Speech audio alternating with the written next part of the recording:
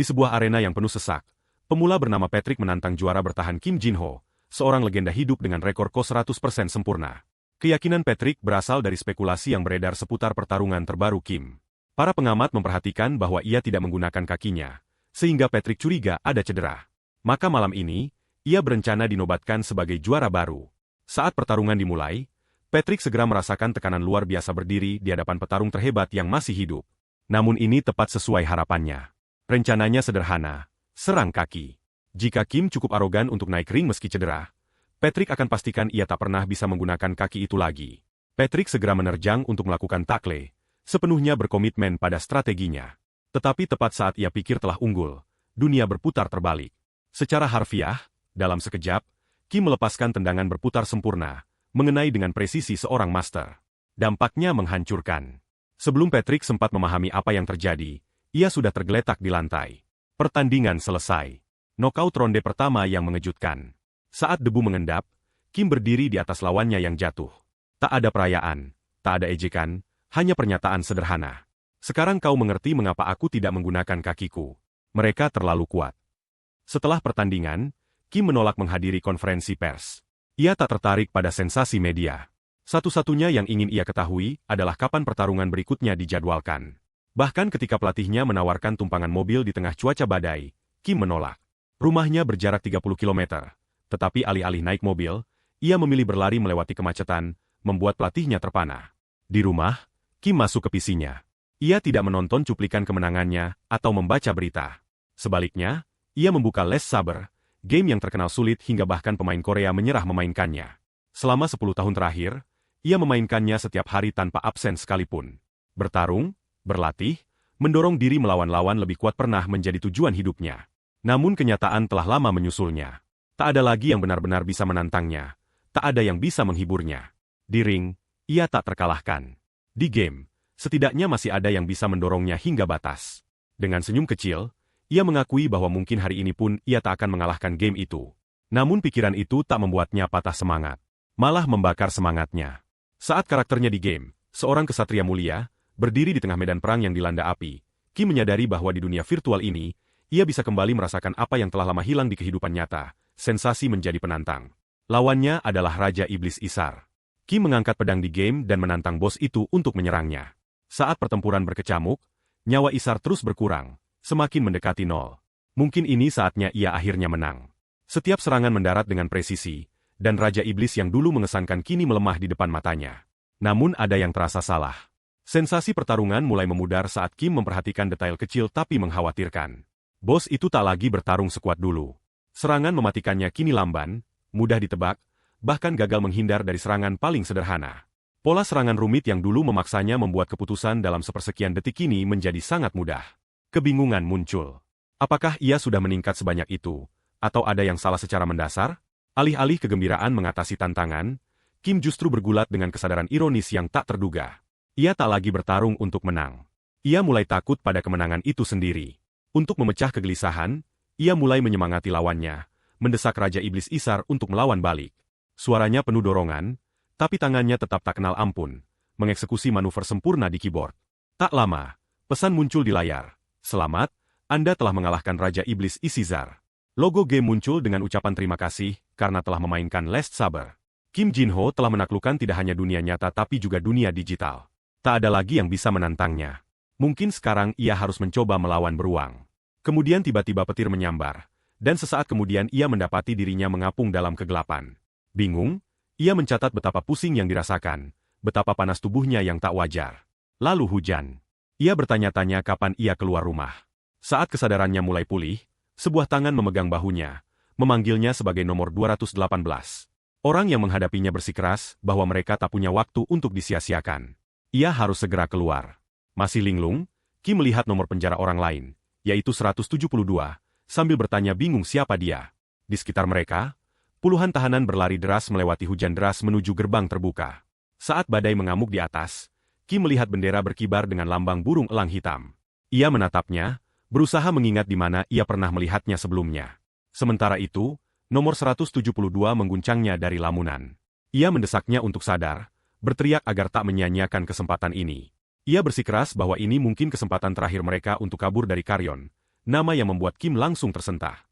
Melihat sekeliling ke dinding batu menjulang dan tahanan panik yang berlari ke gerbang, semuanya mulai masuk akal. Tempat ini, penjara ini, sama persis dengan yang ada di game. Saat hujan deras dan petir bergemuruh, Kim berusaha meyakinkan diri bahwa ini semua mimpi. Tapi segalanya, setiap sensasi, terlalu nyata. Dari atas dinding penjara, tahanan menarik rantai berat, berjuang mengangkat gerbang besar. Suara memanggil agar semua menarik bersama. Teriakan lain mengikuti, kita hampir sampai. Saat gerbang mulai terbuka dengan berderit, Kim merasakannya hingga ke tulang. Ini bukan mimpi. Ia telah terpindah ke dalam game yang sedang dimainkannya. Tapi yang lebih membingungkannya adalah perannya di sini. Ia bukan kesatria. Ia bukan juara. Ia tahanan. Kim Jin-ho memutuskan bahwa meski segalanya membingungkan, prioritas pertamanya adalah kabur. Ia mulai berlari dengan tekad, tapi kemudian sesuatu membuatnya berhenti. Ia memegang tangan tahanan berambut pirang di sampingnya dan menyuruhnya tunggu. Ia mempertanyakan situasi, bertanya apakah dia tak merasa semuanya aneh. Orang itu menyebutnya gila dan mendesaknya tetap fokus. Tapi Kim terus memaksa keraguannya. Ia menunjukkan bahwa jika ini benar-benar penjara karyon dari game, semuanya tak akan berjalan semudah ini. Keamanan, penguncian, kekacauan total, semuanya terasa salah. Ia melihat tahanan lain dengan mudah mengalahkan penjaga dan memaksa gerbang terbuka. Ada yang tak beres. Tahanan lain berteriak bahwa alasan segalanya runtuh adalah karena sipir Clark tak ada di sana. Orang lain mengonfirmasi bahwa sipir pergi mendadak lebih awal hari itu, menyiratkan bahwa ketidakhadirannya menciptakan jendela sempurna untuk kabur. Itu menjelaskan kelemahan sistem dan mengapa sekarang kesempatan terbaik. 172 menyuruh Kim sadar dan sekali lagi mendesaknya berlari. Tapi Kim melakukan sebaliknya. Ia tiba-tiba menariknya turun bersamanya, membuatnya terkejut. Ia berteriak padanya, menyebutnya gila. Kim, bagaimanapun, tengah berpikir dalam. Ia mengakui bahwa jika semua yang mereka katakan benar, situasi mulai masuk akal. Namun ada yang masih tak cocok. Lalu tiba-tiba terpikir olehnya. Intuisi juaranya berkobar, memperingatkannya dengan mendesak. Dan insting itu berteriak, jangan sekali-kali melewati pintu itu. Di sekitar mereka, tahanan lain berteriak gembira saat gerbang besar terbuka. Sipir Clark muncul. Bersenjata dan tenang, ia menebas penyerang tanpa ragu. Clark berdiri teguh di tengah hujan deras, sama sekali tak tergoyahkan. Senyum mengerikan membentang di wajahnya saat ia menyebut tahanan sebagai tikus dan memberikan perintah dingin, bunuh mereka semua. Di belakangnya, seluruh pasukan penjaga berdiri siap, bersenjata dan berzirah. 172, terpana oleh pemandangan itu, bertanya keras mengapa orang itu ada di sini. Kim, kini yakin, mengatakan ini jebakan dan berteriak padanya agar terus berlari. Panik menggantikan kegembiraan saat tahanan menyadari terlambat apa yang mereka hadapi, dan dugaan kabur menjadi perangkap maut. Sipir Clark memerintahkan anak buahnya untuk membariskan tahanan yang tersisa. Penjaga segera bertindak, memaksa tahanan lelah dan ketakutan berdiri dalam barisan. Kim dan nomor 172 berdiri diam, berusaha tak menarik perhatian. Ia dimarahi karena gagal menahan mualnya. Tahanan, bahkan anak-anak, menjadi sasaran demonstrasi kekuasaan kejam ini. Sipir Clark mendekati Kim dan mengejeknya, mengatakan ia beruntung. Kim bertanya-tanya apakah yang lain hanya kurang berani untuk berlari. Clark melanjutkan merendahkan penyihir, menyebut mereka pengecut dan mengklaim mereka bahkan tak layak menjadi lawan. Ia mendekat ke Kim dan memperingatkannya bahwa ia akan menyesal selamat hari ini. Lalu ia memanggilnya dengan nama arahan, membuat Kim terpana. Kini, seminggu menjalani kehidupan penjara, Kim menceritakan pengalamannya. Satu-satunya tugas yang dipaksa dilakukan tahanan adalah membangun dan membangun ulang menara batu, hukuman tak bermakna dan melelahkan. Melalui kerja paksa yang berat, Kim mulai memahami batas tubuh barunya. Tubuh itu muda, sekitar 15 tahun, dan sangat lemah. Begitu lemah hingga mengangkat batu saja membuatnya terengah-engah. Di malam hari, ia diam-diam mencoba menggunakan sihir, tapi selalu gagal. Ini membingungkannya karena arahan, nama yang disebut sipir, adalah keluarga sihir terhebat. Tak masuk akal jika keturunan itu tak bisa menggunakan sihir. Ia bertanya-tanya apakah itulah alasan ia ditinggalkan di sini. Saat ia tenggelam dalam pikiran, penjaga berteriak agar ia memindahkan batu lagi, kali ini ke sisi lain. Perintah lain mengikuti, mendesaknya bergerak lebih cepat. Saat sinkronisasi dengan tubuh baru mencapai 78%, Kim bertanya-tanya kapan itu akan selesai. Sementara itu, kenyataan keras kehidupan penjara terus berlanjut. Saat makan, Kim mengamati kualitas makanan yang buruk, daging dan roti yang nyaris tak bisa dimakan. Meski berusaha berlatih dan menjadi lebih kuat, makanan buruk membuat kemajuan lambat. Saat makan, teman sekamarnya bergabung, memperhatikan kebiasaan Kim melewatkan roti. Kim menawarkannya, menunjukkan kebaikan kecil. Meski sebagian besar tahanan takut pada Kim karena mata merahnya, Teman sekamarnya berbeda, tetap ramah dan dekat. Rumor mengelilingi keluarga Arahan, dikenal sebagai keluarga sihir terkuat dengan mata merah terkutuk. Orang percaya mata merah itu akibat membunuh terlalu banyak orang dan siapapun yang bertemu akan mati. Ketakutan ini mengisolasi Kim dari yang lain. Saat Kim merenung, ia menyadari bahwa ia dan teman sekamarnya mungkin sudah berteman sebelum kepemilikan ini. Namun ia masih bingung dengan ketidakmampuannya menggunakan sihir meski dari keluarga Arahan. Teman sekamarnya memperingatkannya untuk hati-hati. Tahanan lain marah padanya karena bekerja terlalu keras, meningkatkan beban kerja mereka. Kim kini paham mengapa semua memelototinya dengan permusuhan. Kim diperingatkan oleh teman sekamarnya untuk waspada terhadap tahanan nomor 589, bos tahanan yang ditakuti karena pembunuhan dan masa lalunya yang brutal di arena pertarungan. Kim menyadari konflik akan segera meningkat. 589 menghadapi Kim, menyalahkannya atas beban kerja yang bertambah. Dengan tenang, Kim menjawab, bagaimana kalau memang iya, dan secara provokatif menambahkan bahwa ia akan menganggapnya sebagai latihan. Saat ketegangan memuncak, pukulan kuat dilemparkan. Kim membalas dengan pukulan keras ke wajah tahanan itu, mengejutkan semua, termasuk tahanan yang mendukung bos mereka, nomor 589. Tapi saat Kim mengambil posisi bertahan, ia segera menyadari sesuatu yang mengkhawatirkan. Pukulan yang ia berikan tak berdampak nyata. Nomor 589 memegang leher Kim dan mengangkatnya dari tanah dengan satu tangan. Kim berpikir dalam hati, seberapa lemah tubuh ini? 589 melempar Kim ke seberang ruangan dengan kekuatan monster, membantingnya keras ke lantai. Perbedaan kekuatan sangat mencolok. Kim mungkin memiliki keterampilan dan insting juara, tapi ia terjebak dalam tubuh remaja 15 tahun yang rapuh, yang tak mampu mengikuti kehendaknya. Kim terkulai di dinding, tapi proses sinkronisasi yang disebutkan sebelumnya akhirnya selesai. Gelombang energi baru mengalir melalui tubuh Kim. Dengan kekuatan baru ini, Kim bangkit. Sikapnya kini percaya diri dan tak kenal takut. Ia siap untuk ronde 2. Bos itu mencemooh keyakinan Kim, tertawa dan bertanya apa yang membuatnya begitu yakin, bahkan setelah ditinggalkan keluarga kuatnya. Kim mengejek lawannya, bertanya apakah ia akan menyerang. Nomor 589 menerjang, melancarkan serangkaian pukulan ganas, tapi Kim dengan mudah menghindar dan membalas. Meski pukulan sebelumnya membuat Kim tergeletak, ia melepaskan tendangan kuat yang mengirim nomor 589 terbang. Kim bergumam bahwa inilah alasan ia tak ingin menggunakan kakinya. Terlalu mematikan.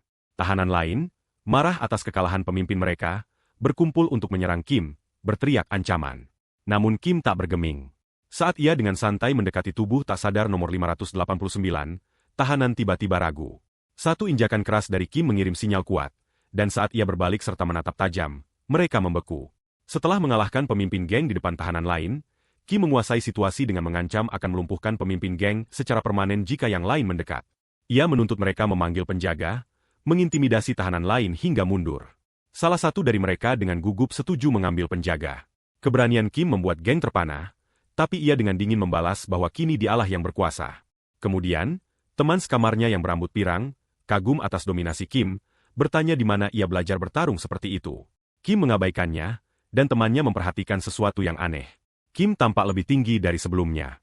Kim menyadari bahwa sinkronisasi antara statistik kehidupan nyatanya dan tubuh dalam game akhirnya selesai, yang menjelaskan perubahan fisiknya. Namun ia mencatat bahwa meski kekuatannya lebih tinggi kini, tetap terasa seperti anak kecil dibandingkan dirinya yang asli. Tiba-tiba, jendela statistik nyata muncul di depan Kim. Itu mengungkap identitasnya sebagai Z Arahan, kelas mage dengan karakteristik kuat seperti kekebalan racun dan jiwa juara. Namun kejutan besar adalah statistik kekuatan sihirnya 0. Kim terpana. Bagaimana mage dari keluarga sihir terhebat bisa tak punya sihir sama sekali? Kim dengan marah mempertanyakan bagaimana sistem memberinya build sampah seperti ini. Ia merenung bagaimana pemilik tubuh sebelumnya ditinggalkan keluarganya. Kemungkinan karena lambat berpikir. Berusaha tetap tenang, Kim meninjau ulang statistik. Meski sihirnya 0, atribut lain, kekuatan, kelincahan, kesehatan, dan persepsi, semua maksimal di 100, yang ia anggap beruntung dalam gambaran besar. Namun karena penalti pertumbuhan, tubuh lemahnya tak bisa sepenuhnya memanfaatkan manfaat statistik tinggi itu. Kim menyimpulkan ia perlu melatih kondisi fisik melalui latihan untuk membuka potensi penuh. Ia mencatat diet buruk di penjara, tapi tertarik pada karakteristik S-rank unik yang ia miliki, banyak yang belum pernah ia temui di game sebelumnya. Yang familiar hanya kekebalan terhadap semua racun dan petarung abadi. Ia meratapi bagaimana karakter ini bisa overpowered jika bukan karena kekuatan sihir 0. Tetap saja, ia bertekad mencari tahu secara bertahap dan yakin masalah sihir bukan tak teratasi. Tepat saat itu, penjara mengumumkan agar tahanan tertentu keluar karena penjaga memanggil nomor tahanan 114, 456, 891, dan 2918. Nomor 172 bergumam bahwa itu terjadi lagi. Penasaran, Kim bertanya siapa mereka. 172 menjelaskan bahwa mereka tahanan hukuman mati yang menuju makan terakhir, hak istimewa sebelum eksekusi. Ini memicu ide pada Kim, mendorongnya bertanya nama asli 172. 172 mengakui mereka tak tahu nama satu sama lain, karena selalu dipanggil nomor dan memperkenalkan diri sebagai Low, anak jalanan tanpa nama keluarga. Z menjawab dengan nama lengkapnya, Z Arahan. Jadi mulai sekarang aku akan memanggilnya Z seperti di Dragon Ball Z. Z kemudian bertanya pada Low, apakah ia ingin kabur dari penjara. Yang dijawab Low tanpa ragu bahwa ia harus. Ia punya alasan sendiri. Saat Z bertanya apakah Low punya rencana, Low menjelaskan bahwa satu-satunya jalan keluar adalah melalui gerbang utama dan kuncinya ada pada sipir. Z mengusulkan mencuri kunci itu, tapi Low menganggap ide itu gila. Sipir Clark mungkin sudah pensiun, tapi ia ksatria lingkaran kelima, terkenal kuat dan dikenal benci penyihir. Di dunia Bursane, ksatria dan penyihir adalah musuh alami. Bahkan Z ragu ia bisa melawan seseorang seperti itu, setidaknya untuk saat ini. Tetap saja, Z bersikeras ada cara lain, pencurian. Low, yang besar di jalanan, langsung paham. Mencopet adalah hal biasa baginya. Tapi dengan begitu banyak mata selalu mengawasi sipir, ia tak pernah mendapat kesempatan. Z, bagaimanapun, mulai menyusun rencana. Masih kasar, tapi ia kini punya gambaran jelas bagaimana mereka mungkin bisa kabur dari tempat ini. Saat tahanan dikumpulkan di bawah langit membara, perintah keras menandakan dimulainya kerja hari itu. Penjaga mengumumkan bahwa atas perintah sipir, beban kerja ditingkatkan mulai hari itu. Tahanan diperintahkan berlari alih-alih berjalan, memicu kemarahan di antara mereka. Mereka memprotes, menuntut kondisi wajar dan menyatakan frustrasi atas eskalasi terus-menerus. Sebagai respons, penjaga dengan dingin mengacungkan pedangnya dan memperingatkan agar tak mempertanyakan perintah sipir, menyatakan bahwa keluhan harus disampaikan langsung pada sipir. Ketegangan meningkat saat penjaga dengan dingin memberi isyarat siapa yang harus disalahkan atas situasi mereka. Tatapannya mendarat tepat pada Z. Suasana semakin tegang saat Z melangkah maju, dikelilingi gumaman dan tatapan waspada. Penjaga, berpura-pura acuh, meminta izin untuk merokok, menyiratkan bahwa apapun yang terjadi selanjutnya dibiarkan berlangsung. Low dengan gugup mengomentari ketegangan yang tak nyaman, tapi Z dengan tenang menyuruhnya menjauh. Secara batin, Z menyadari bahwa sipir Clark sengaja memprovokasi tahanan untuk memulai kerusuhan. Karena Clark tak bisa menghabisi Z secara langsung, ia menggunakan tahanan sebagai pion. Z, yang tahu betul sejauh mana kebencian ksatria terhadap penyihir, melihat melalui skema itu dan jijik bahwa pria yang dulu dianggap terhormat kini turun ke taktik rendah seperti ini. Low berlari melintasi halaman, sepenuhnya sadar bahwa kali ini penjaga terlibat dalam skema apapun yang sedang berlangsung. Berbeda dari sebelumnya, mereka tak bisa diam saja. Ia bertekad Z tak boleh mati. Sementara itu, sekelompok tahanan memutuskan mereka harus membunuh Z demi melindungi diri. Saat mereka mendekat, Z dengan tenang menyapa mereka, mengakui bahwa mereka bertindak karena terpaksa. Tapi respons mereka bermusuhan, mengejek keturunannya dan menerjang dengan niat membunuh penuh. Z tak mundur. Malah ia terjun ke pertarungan, melancarkan tendangan bersih ke wajah salah satu penyerang. Z menggunakan keributan itu untuk melampiaskan frustrasinya sendiri, memanggil semua untuk menyerangnya sekaligus. Saat kerumunan menerjang, Z merenungkan hari-harinya di oktagon, pernah berfantasi tentang momen seperti ini, menghadapi banyak lawan sekaligus. Kini fantasi itu menjadi kenyataan brutalnya, dan ia siap, Z melepaskan kekuatan penuh dalam keributan. Sepenuhnya tenggelam dalam sensasi pertarungan, ia berteriak bahwa inilah perasaan yang selama ini ia rindukan. Z menerobos kerumunan tahanan, mendaratkan pukulan menghancurkan satu demi satu, jelas mengungguli mereka dalam kekuatan dan teknik. Sementara itu, Low menyaksikan dengan kagum, nyaris tak percaya apa yang dilihatnya saat Z mendominasi medan perang. Tepat saat itu, tahanan lebih besar mendekati Low dari belakang. Kembali ke pertarungan, Z melepaskan tendangan menghancurkan, mengirim lawan lain terbang sementara tahanan lain panik dan saling mendesak untuk terus menyerang bersama. Tapi Z tak tergoyahkan. Ia gembira. Ia menikmati adrenalin menghindar serangan masuk dan kepuasan mendaratkan serangan balik kuat. Inilah alasan ia kecanduan bertarung sejak dulu. Dengan ekspresi gila, ia menuntut lebih banyak lagi. Tiba-tiba, kaki besar menghentak dan kehadiran baru memanggilnya. Tahanan kuat lain, 245, masuk ke arena, menyandera Low. Ia mengejek Z dan menyuruhnya lebih menghargai teman, mengancam nyawa Low. Ekspresi Z berubah dingin dan mematikan saat 245 mengejeknya, menyebutnya sampah. Z memperingatkan bahwa mereka baru saja melakukan kesalahan besar. Z menyebut musuh sampah dan bersiap menghadapi. Low, sementara itu, dicekik dan diejek oleh salah satu penyerang, yang mengungkap dirinya sebagai ksatria lingkaran kedua dan mengejek Z karena tak punya sihir. Ksatria itu menerjang Z, yakin ia tak berdaya. Tapi Z tiba-tiba lenyap dengan ledakan kecepatan, membuat semua bingung. Sesaat kemudian, Z muncul kembali di samping Lou, sudah menghabisi beberapa musuh. Tahanan lain terkejut dan menuntut tahu bagaimana Z menggunakan sihir meski kekuatan sihirnya nol. Dengan senyum percaya diri, Z menjelaskan itu bukan sihir, hanya kecepatan dan kekuatan murni. Ia melancarkan serangan akrobatik sengit, melompat di atas musuh dan mendaratkan pukulan menghancurkan satu demi satu hingga sipir tiba. Kepala penjara menghadapi Z, menuntut penjelasan atas kekacauan. Lou, 172, segera membela Z, menjelaskan bahwa Z adalah korban. Ia diserang dan hanya membela diri. Kepala itu dengan dingin menilai situasi, menyebut tahanan lain bodoh sambil mengamati tubuh-tubuh yang tergeletak di sekitar Z. Ia kemudian bertanya pada Z satu pertanyaan tajam, apakah kau melepaskan mana? Z dengan ekspresi acuh tak acuh hanya menjawab, siapa tahu. Kepala itu, tak yakin, melepaskan aura mengintimidasi, kekuatan luar biasa seorang ksatria lingkaran kelima. Aura itu membanjiri halaman dengan tekanan menindas, langsung mencekik tahanan lain, termasuk Lou, yang jatuh berlutut, terengah-engah. Namun Z berdiri sama sekali tak terpengaruh. Sipir terlihat jelas terpana. Biasanya, tak ada orang biasa yang bisa bertahan di bawah aura ksatria lingkaran kelima. Apa yang dilihatnya di depan mata sungguh tak masuk akal. Ketahanan misterius Z dijelaskan saat layar sistem mengungkap bahwa sifat jiwa mulia juara miliknya memberikan kekebalan terhadap penindasan. Sipir yang menyaksikan ini untuk pertama kalinya terkejut tak percaya.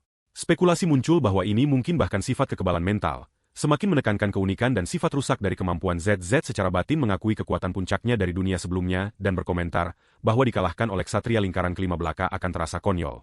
Bentrokan aura berlanjut, tapi Z tetap tak tergoyahkan di dalam medan energi birunya sementara semua orang lain kesulitan bernapas. Sipir bertanya-tanya bagaimana Z bisa tetap tak terpengaruh. Sementara itu, bawahan-bawahannya, yang juga kewalahan oleh aura, memohon agar ia berhenti. Dengan enggan, sipir mengeluarkan suara, TCH, kesal. Terpaksa menerima bahwa Z berbeda dari tahanan manapun yang pernah ia hadapi sebelumnya.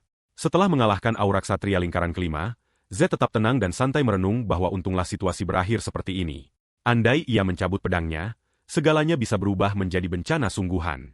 Saat penjaga mulai menegakkan kembali kendali dan memerintahkan tahanan kembali bekerja, Z menyela, mengatakan ia punya sesuatu untuk disampaikan. Ia menyatakan kebosanannya dengan kerja berulang menyusun batu dan tekanan terus-menerus menjadi sasaran tahanan lain. Kemudian, dalam belokan mengejutkan, Z menyatakan bahwa ia memutuskan untuk berhenti hidup, menjelaskan bahwa ia berniat menjadi tahanan hukuman mati. Ini mengejutkan baik temannya maupun kepala penjara. Kepala itu memperingatkan Z tentang beratnya keputusan semacam itu, menyatakan bahwa jika hanya iseng semata, akan ada konsekuensi, tapi Z tetap tak tergoyahkan, dengan percaya diri menawarkan untuk merekam pernyataannya dalam bola kristal sebagai bukti. Kepala itu, tersenyum sinis, mengakui bahwa itu memang bukti yang cukup, mengakui keberanian dan tekad Z sipir, tertarik oleh permintaan berani Z untuk menjadi tahanan hukuman mati, memerintahkan penjaga segera membawa bola kristal untuk secara resmi merekam keputusan itu. Z tersenyum kecil, berkomentar bahwa sipir pasti menikmati tontonan ini. Kemudian, sebagai bagian dari hak makan terakhirnya, Z menyatakan keinginannya memilih menu sendiri, permintaan yang terdengar polos hingga ia menyebut hidangannya. Ia mengejutkan penjaga di sekitar dengan menuntut daging terbaik yang dipelihara di dataran berti di bagian selatan kekaisaran. Hidangan legendaris yang dikenal di seluruh Lest Saber. Konon begitu lezat hingga menyegarkan yang memakannya, memberi kesatria kekuatan untuk memenangkan pertempuran mendatang. Di game, itu bahkan item kunci untuk menyuap NPC tertentu selama quest. Z membenarkan permintaan mewahnya dengan mengatakan bahwa karena ia punya pertarungan besar di depan, ia ingin makan dengan layak selagi masih bisa, dan juga karena ia selalu ingin mencobanya setidaknya sekali. Ia beralasan bahwa jika ini harga nyawanya, maka tak berlebihan. Untuk memperjelas, Z menyatakan ia tak akan menerima yang di bawah kualitas S-Rang. Jika mereka mencoba menipu dengan versi lebih rendah, ia akan batalkan semuanya. Lou terpana oleh keputusan Z menjalani hukuman mati, tapi semakin terkejut saat Z santai menambahkan bahwa Lou akan ikut serta. Z meminta makanan cukup untuk mereka berdua agar bisa makan kenyang, membuat Lou benar-benar tak siap karena terlibat dalam situasi ini. Tetap saja, sipir menyetujui syarat Z, menyatakan bahwa mengambil nyawa seorang arahan bukan hal kecil dan pantas mendapat setidaknya penghormatan ini. Z, senang dengan pemahaman sipir, berbagi momen saling pengakuan. Tapi Lou, masih tak percaya, bertanya-tanya mengapa tak ada yang bertanya pendapatnya dalam semua ini. Sementara daging sapi Gunung Tehbert yang langka membutuhkan seminggu untuk tiba, Z tak menyia-nyiakan waktu. Bebas dari kerja penjara selama periode ini, ia fokus sepenuhnya pada latihan, menerima makanan dari penjaga. Lou, bingung, menyaksikan Z berlatih keras meski seharusnya dihukuman mati. Z secara batin mengungkap alasannya. Karena semua statistiknya, Kekuatan, kelincahan, daya tahan, dan persepsi, sudah maksimal di 100. Poin pengalaman baru yang diperoleh akan otomatis dialihkan ke statistik satu-satunya yang kurang, mana, yang saat ini 0. Inilah rencana rahasianya sejak awal. Akhirnya, hari itu tiba. Penjaga memanggil Lou dan Z, menandakan bahwa makan terakhir mereka siap. Z dengan antusias berseru bahwa inilah saatnya, momen terakhirnya. Hidangan mewah penuh potongan terbaik daging sapi teh beruang disajikan dalam segala kemuliaan menggugah selera. Lou, kewalahan oleh rasanya, mengatakan ia tak pernah makan yang seenak ini sebelumnya, yang dijawab Z dengan sombong mengingatkan bahwa semua berkat dirinya. Tapi bukan hanya lezat, itu kuat. Efeknya segera dan ampuh, menghapus beberapa penalti pengalaman Z dan membanjiri dengan poin pengalaman yang sebelumnya terblokir. Sementara Lou bahagia makan, Z, kini dengan kilau tekad di mata merahnya, secara mental mencentang tujuan pertamanya dan bersiap untuk langkah berikutnya. Sementara itu, sipir menerima kabar bahwa pesta telah dimulai. Duduk tenang di kantornya, ia memerintahkan agar tak ada yang mengganggu mereka, menunjukkan betapa seriusnya ia menganggap konfrontasi mendatang Z. Saat pesta dimulai, sipir duduk dalam renungan tenang, mengingat hari Z menahan auranya. Sesuatu tentang momen itu masih melekat di pikirannya. Z tak terlihat tegang di bawah tekanan. Malah, ia tampak sama sekali tak terganggu, seolah aura menindas ksatria lingkaran kelima tak berefek apa-apa padanya. Ini sangat mengganggu sipir. Meski sudah pensiun, ia tahu betul kekuatan yang masih dimilikinya. Tak seharusnya seorang penyihir muda, apalagi yang konon tak bisa menggunakan mana, bisa bertahan begitu santai terhadap auranya. Ia semakin bertekad mengonfirmasi kebenaran di balik hari itu, yakin ada yang salah dan bersumpah membalas penghinaan yang dirasakan 10 kali lipat. Kembali di area makan, Z dan Lou baru saja selesai makan mewah mereka. Lou, kenyang dan kagum, memuji makanan sebagai yang terbaik yang pernah dimakan, sementara Z, tersenyum tipis, mengingatkannya bahwa semua berkat dirinya. Dengan daging sapi gunung teh beruang benar-benar habis, Z berkomentar bahwa kini ia bisa mati tanpa penyesalan. Tapi kemudian ia ubah nada, mengatakan ia merasa lebih hidup dan bertenaga dari sebelumnya, siap memukul karung pasir seharian. Efek daging bukan hanya rasa. Itu menghapus beberapa penalti statistik yang menahan Z, membanjiri dengan poin pengalaman tersimpan. Dengan gelombang kekuatan itu, ia menyatakan tujuan pertama selesai dan mengarahkan pandangan ke yang berikutnya. Saat pintu terbuka dramatis, Z berbalik Lou, mata membara antusias, mengatakan ia ingin langsung menguji kekuatannya. Dan tepat saat itu, sipir muncul di ambang pintu, akhirnya tiba untuk apa yang pasti fase berikutnya dari rencana Z. Saat Z dan Lou selesai makan mewah mereka, sipir akhirnya tiba.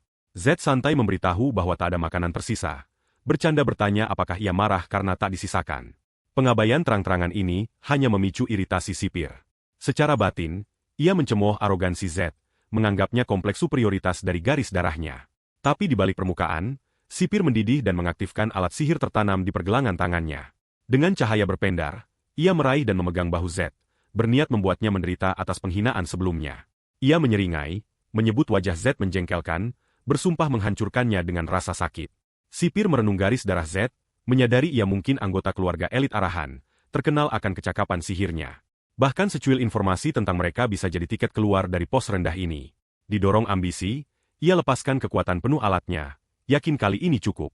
Petir ungu berderak di sekitarnya saat ia membanggakan, bertanya pendapat Z tentang kekuatan luar biasa, dan dengan yakin menyatakan bahwa apapun yang Z coba kali ini, ia tak akan menang. Tak tergoyahkan oleh alat sihir sipir dan aura membludah. Z menatap tajam sipir, sekali lagi mengejutkannya. Sipir bereaksi marah dan bingung, menuntut tahu kekuatan apa yang dimiliki Z. Saat sihirnya membungkus ruangan dalam gelombang intens, Z dengan tenang memblokir serangan masuk yang ditujukan ke Lou, melindunginya dari murka sipir. Sipir, geram, menyebut Z bodoh kurang ajar dan menyerangnya dengan kekuatan penuh menggunakan alat sihirnya. Tapi Z tetap teguh. Dengan desah, ia mengetuk perangkat pergelangan sipir yang berpendar dan menegurnya, menuntut bahwa jika akan dieksekusi, harus dilakukan secara legal, bukan dalam amukan gila. Sipir terpana, tak mampu memahami bagaimana Z masih berdiri setelah semua kekuatan itu, apalagi dengan alat sihir ikut bermain. Ia mulai sadar bahwa jika sihirnya sama sekali tak berefek pada Z, maka Z setidaknya satu lingkaran di atasnya. Pikiran itu mengirim menggigil ke tulang punggungnya saat ia mulai bertanya-tanya, apakah Z penyihir lingkaran ke-6? Keraguan menggerogoti sipir hingga pikiran mengerikan mengakar. Apakah ini kekuatan garis darah arahan? Kesadaran itu menghantam keras. Sipir menghabiskan seluruh hidupnya mencapai lingkaran kelima. Namun ia bahkan tak bisa memaksa tahanan muda ini berlutut.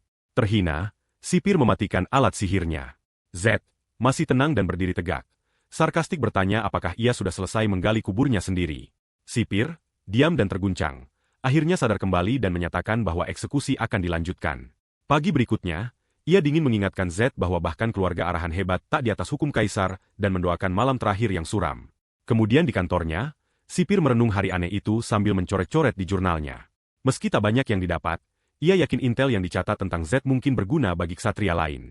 Ia masih tak paham bagaimana Z bisa menahan sepenuhnya, tapi curiga ada lebih banyak tentang keluarga arahan daripada yang dunia ketahui. Kelelahan karena melepaskan mana penuh dan bahkan menggunakan alat sihir, sipir tetap bertahan mencatat peristiwa hari itu. Sementara itu, kembali di sel penjara, Lou terbangun linglung dan mual akibat dampak serangan sihir. Z memeriksanya, memuji ketangkasannya. Lou masih tersenyum meski sakit, dengan bangga mengungkap bahwa ia berhasil mencuri kunci selama kekacauan dan bertanya bagaimana Z melakukannya. Z mengakui usahanya, mencatat bahwa bagi orang biasa, apa yang dilakukan Lou cukup berbahaya. Tapi ia juga diam-diam mengakui bahwa Lou lebih kuat dari kelihatannya. Lou mengakui itu hanya mungkin karena sipir terganggu oleh Z dan bertanya lagi apakah Z benar-benar baik-baik saja. Z meyakinkan ia baik, meski Lou tetap skeptis, merasa ada yang ia lewatkan. Z mengabaikan kekhawatiran, sarkastik menyarankan Lou angkat lebih banyak batu untuk mencari tahu. Kemudian Z ubah topik. Statistik dan sifat Z arahan ditampilkan, mengungkap atribut serang kuat seperti kekebalan racun, petarung abadi, dan berkah arca G. Meski semua statistik fisik maksimal di 100, penalti pertumbuhan mengurangi nilai efektifnya masing-masing 40 poin. Tetap saja, Z berhasil meningkatkan kekuatan, kelincahan, dan daya tahannya masing-masing 10 poin. Ia mencatat bahwa makanan itu tak hanya lezat, tapi juga sangat bergizi, melengkapi latihan konsistennya. Z bisa merasakan perbedaannya. Indranya semakin tajam, dan ia merenung tantangan menghapus penalti sisanya. Kemudian, Z memberitahu Lou bahwa mereka akan kabur malam ini dan istirahat sampai saatnya. Meski Lou menyatakan kekhawatiran bahwa sipir mungkin curiga, Z dengan percaya diri menjawab bahwa sipir seharusnya sudah pingsan. Saat ditanya bagaimana ia begitu yakin, Z menjelaskan bahwa gelang yang digunakan sipir adalah pernak-pernik tingkat rendah yang sementara meningkatkan sihir tapi menyebabkan kelelahan parah sesudahnya. Seperti dugaan, sipir ditunjukkan ambruk di kantornya. Z tersenyum kecil, menyadari bahwa dengan efek samping gelang dan kunci yang dibawa sipir, rencananya jadi jauh lebih mudah. Saat malam tiba, Z memutuskan saatnya bertindak dan memulai kaburnya bersama Lou. Meski Lou menyatakan takut dan ragu, ia bersikeras tetap dekat dengan Z, yang ia lihat sebagai penyelamatnya. Saat mencapai ruangan terkunci tanpa kunci, Z dengan mudah menendang pintu hingga terbuka, mengejutkan Lou dengan kekuatan luar biasanya dan membuatnya bertanya-tanya apakah Z benar-benar hanya penyihir. Kebisingan mereka menarik perhatian penjaga patroli yang segera melihat dan menuntut jawaban. Z tak tergoyahkan, menjawab dengan sindiran tenang, semakin mengejutkan Lou dengan ketenangannya. Penjaga membunyikan alarm, berteriak bahwa tahanan kabur dan segera beritahu sipir. Z dan Lou berlari melalui koridor penjara, menghindar deteksi. Saat mereka berlari cepat, Lou berteriak peringatan tentang sesuatu di depan. Gerbang depan sudah tertutup rapat dan dijaga ketat oleh tentara penjara. Bertekad membawa mereka lolos, Z memerintahkan Lou terus berlari apapun yang terjadi. Meski takut, Lou setuju. Sepenuhnya percaya pada Z menerjang ke arah tentara, dengan terampil menghindar serangan dan melepaskan pukulan kuat. Indra dan kekuatan meningkatnya memungkinkannya mengalahkan penjaga dengan mudah. Z melanjutkan serangannya, menghabisi beberapa penjaga dengan pukulan cepat dan presisi. Kekuatan dan keterampilan bertarungnya mengejutkan Lou, yang menyaksikan tak percaya. Sementara itu, sipir diam-diam mengamati penjaga jatuh dan gerbang jebol. Menyadari bahwa Z, tahanan 218, berhasil kabur. Marah atas kegagalan, sipir memerintahkan seluruh fasilitas mencari Z segera. Z dan Lou sampai di desa kecil bernama Mada, yang dekat dengan pusat tahanan. Bersembunyi di dalam tong untuk menghindar deteksi. Mereka konfirmasi berhasil lepas dari pengejar. Saat ditanya lokasi mereka, Z menjelaskan bahwa ini satu-satunya desa terdekat dan mereka harus menyamar untuk menghindar tertangkap karena kota lain terlalu jauh. Lou mengobrak-abrik barang terbuang dan menemukan kain compang-camping untuk penyamar, menyarankan berpakaian sebagai pengemis untuk tak mencurigakan. Z setuju. Menekankan banyaknya pengemis di area itu, membuat penyamar praktis. Lou relawan mengumpulkan perlengkapan dan dengan percaya diri mengabaikan kebutuhan uang, membuat Z terkejut. Z mencatat cara berpikir Lou yang sangat berbeda, tapi cukup percaya untuk membiarkannya pergi. Sebelum berangkat, Lou meyakinkan Z bahwa ia penyelamatnya, komentar yang melekat pada Z. 1 jam kemudian, Lou kembali, mengungkap ia memperoleh lensa kontak berwarna. Ia menjelaskan bahwa mata merah, lambang garis darah arahan, bisa menarik perhatian berbahaya, apalagi di wilayah selatan keluarga Bahal, di mana lensa biru lebih umum dan bergaya. Kini disamarkan dan penampilan Z diubah, keduanya lebih siap menyatu dan terus bersembunyi. Z merenung keluarga Bahal, mengenalinya sangat familiar, karena di game yang dulu dimainkannya, karakter utamanya adalah Torres Bahal. Ia ingat bagaimana klan Arahan mewakili penyihir sementara keluarga Bahal terkait pendekar pedang, dan bagaimana dua garis darah ini pada dasarnya berlawanan dalam pandangan dunia, dan bahkan warna mata. Saat dua buronan Z dan Lou menetap di tempat perlindungan darurat di hutan, Z mendapati dirinya mempertanyakan belokan hidupnya yang nyata. Dari bangun di game sebagai tahanan, hingga bersembunyi di kandang untuk istirahat. Meski semakin sadar bahaya di sekitar, apalagi menjadi sasaran Clark, ia mencatat bagaimana Lou melekat padanya seperti penyelamat. Meski Z masih tak banyak tahu tentang Lou selain sebagai pencopet, ia memilih tetap dekat untuk saat ini karena kebutuhan.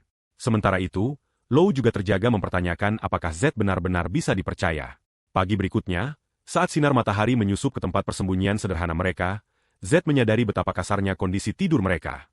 Lou menguap dan menggoda Z tentang betapa tak nyamannya tempat itu bagi bangsawan seperti dia. Z menjawab sarkastik, mengatakan tak ada yang suka tempat seperti itu. Tetap saja, ia akui perlunya kompromi dalam situasi mereka. Menyadari perlu makan, Z menyatakan harus cari cara dapat uang. Lou bertanya bagaimana mereka bisa sambil menghindar penjaga, dan bahkan bercanda menyarankan Z coba mencopet. Z mengabaikan ide itu dan malah menyuruh Lou cari tempat tertentu. Arena. Adegan beralih ke arena bawah tanah penuh obor berapi dan kerumunan riuh menyaksikan dua petarung terkunci dalam pertarungan sengit. Z dan Lou tiba, menyatu dengan penonton liar. Lou tak yakin. Bertanya pada Z apakah ini benar-benar tempat yang seharusnya, yang dijawab Z dengan yakin. Saat pertandingan brutal berlanjut, Z menyaksikan dengan tenang, niat jelas punya tujuan di sana. Pertarungan bawah tanah brutal berlanjut saat petarung kuat mendaratkan pukulan menghancurkan, mengejutkan kerumunan dengan kekuatan semata. Penonton berteriak antusias, bertaruh pada pertandingan dan mendesak petarung saling habisi tanpa ampun. Z menyaksikan dekat, awalnya menganggap arena sebagai tempat pertarungan tingkat rendah, tapi ia segera menilai ulang setelah menyaksikan keterampilan yang ditampilkan.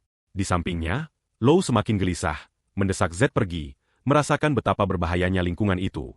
Ketegangan memuncak saat satu petarung menjatuhkan lawannya, memicu Lou bereaksi terkejut. Ia sadar bahwa di tempat ini, nyawa tak berarti dan mencatat bahwa petarung juara saat ini bahkan lebih tangguh daripada tahanan Karyon yang dulu mereka takuti.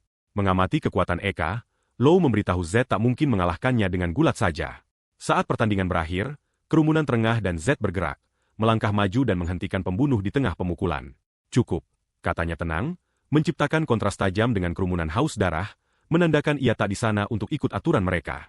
Z masih disamarkan sebagai pengemis, mengejutkan Lou dan kerumunan dengan tiba-tiba naik ke arena setelah pertandingan brutal sebelumnya berakhir. Lou panik, mempertanyakan kewarasan Z karena naik ring dan menghadapi wasit, menuduhnya membiarkan kekejaman berlanjut tanpa kendali.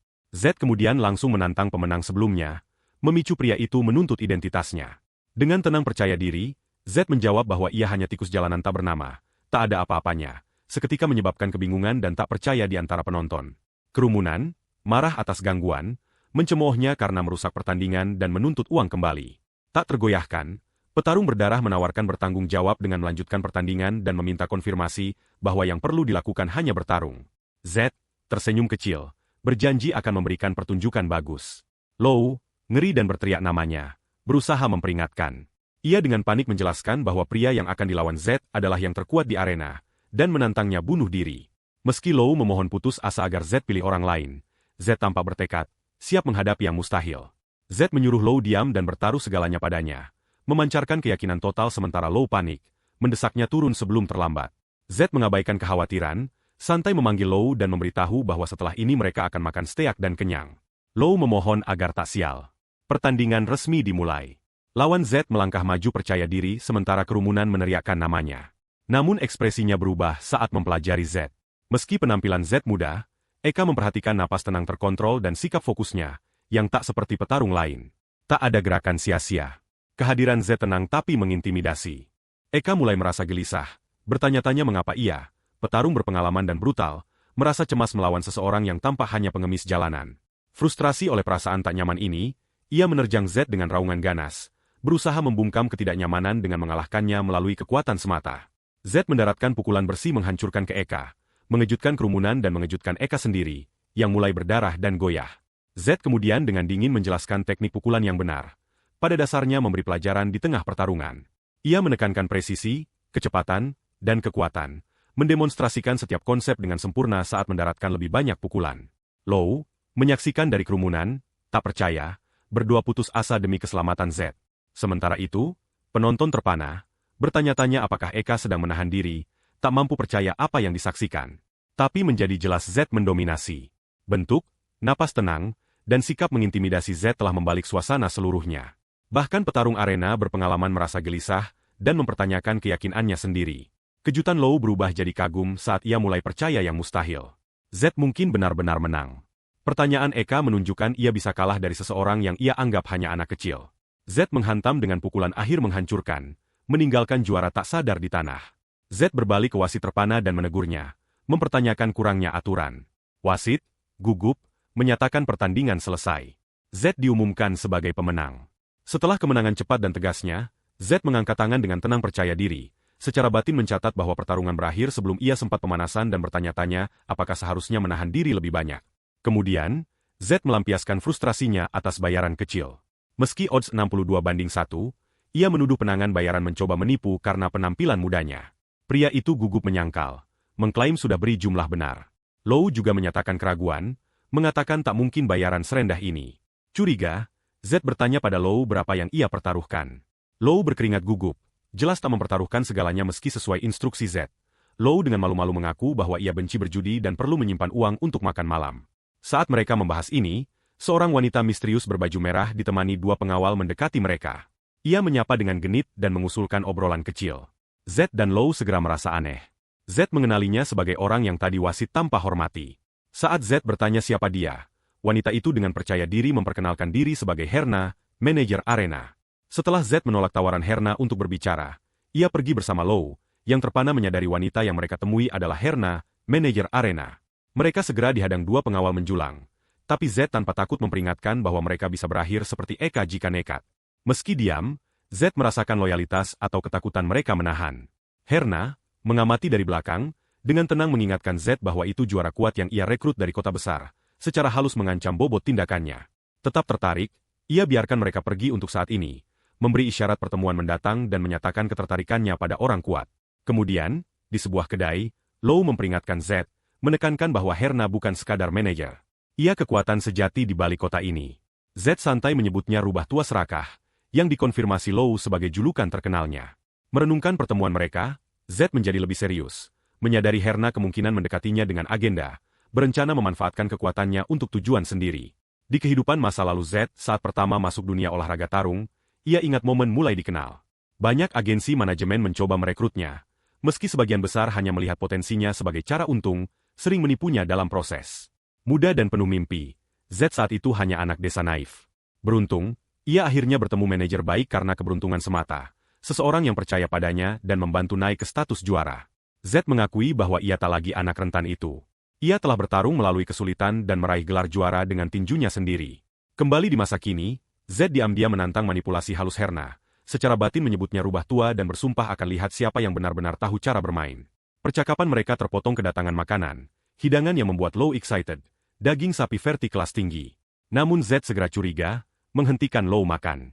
Saat diperiksa lebih dekat, Z menunjukkan bahwa warna dan marbling dagingnya salah. Itu palsu. Lou terkejut, bahkan tak paham apa itu marbling.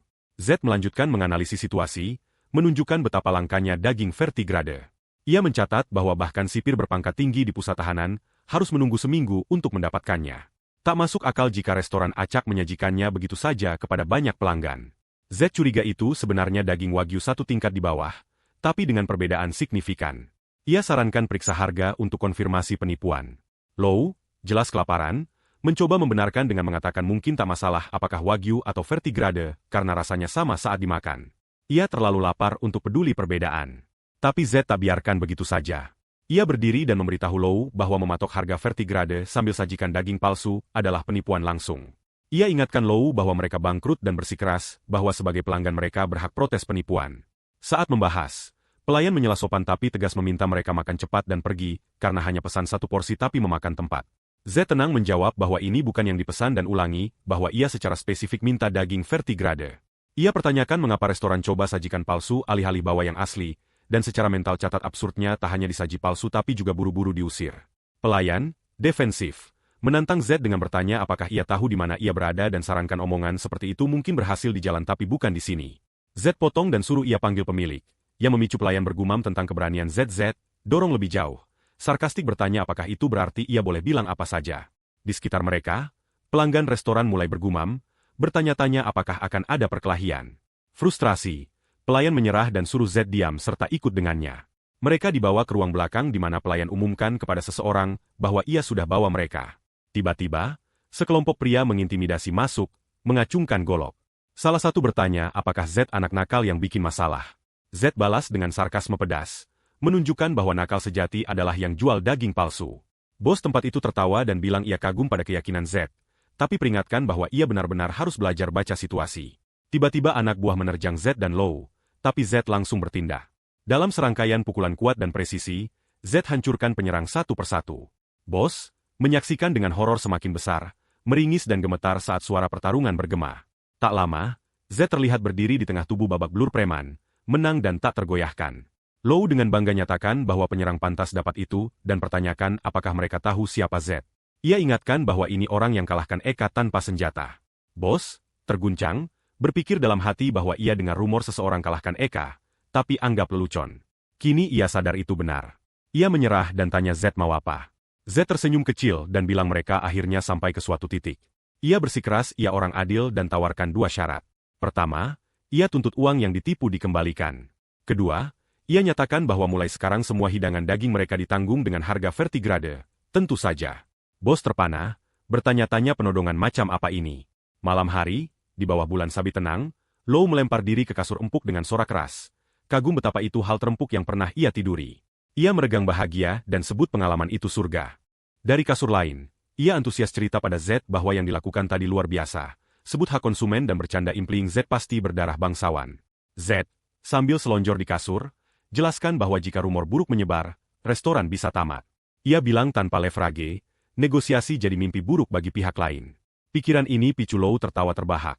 Ingat betapa merah wajah pemilik restoran. Ia ucapkan terima kasih pada Z dan bilang mereka kini hidup seperti bangsawan. Z, lelah, suruh ia tidur.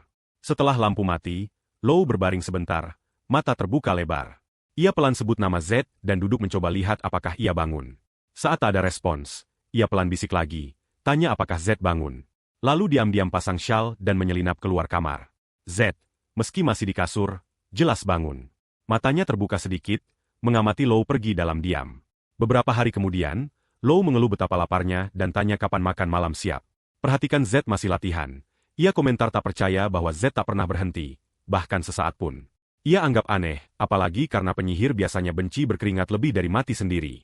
Penasaran, ia bertanya-tanya keras apakah Z latihan keras karena tak punya mana. Z akui bahwa kurang lebih begitu. Low desak, tanya ada apa. Z jelaskan bahwa apapun yang dilakukan, tak ada perubahan. Ia periksa jendela status berkali-kali sehari, tapi hasil tetap sama. Frustrasi hingga ia mulai bertanya-tanya apakah ia dikutuk.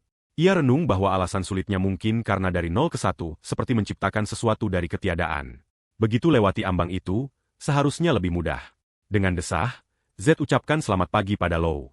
Akhirnya selesai latihan dan siap makan, Low tanya hari ini makan apa, salad kentang atau rebusan ayam. Tapi Z usulkan yang lebih berat, yang lama tak mereka makan. Bahkan Low langsung antusias, langsung pikir Steakhouse.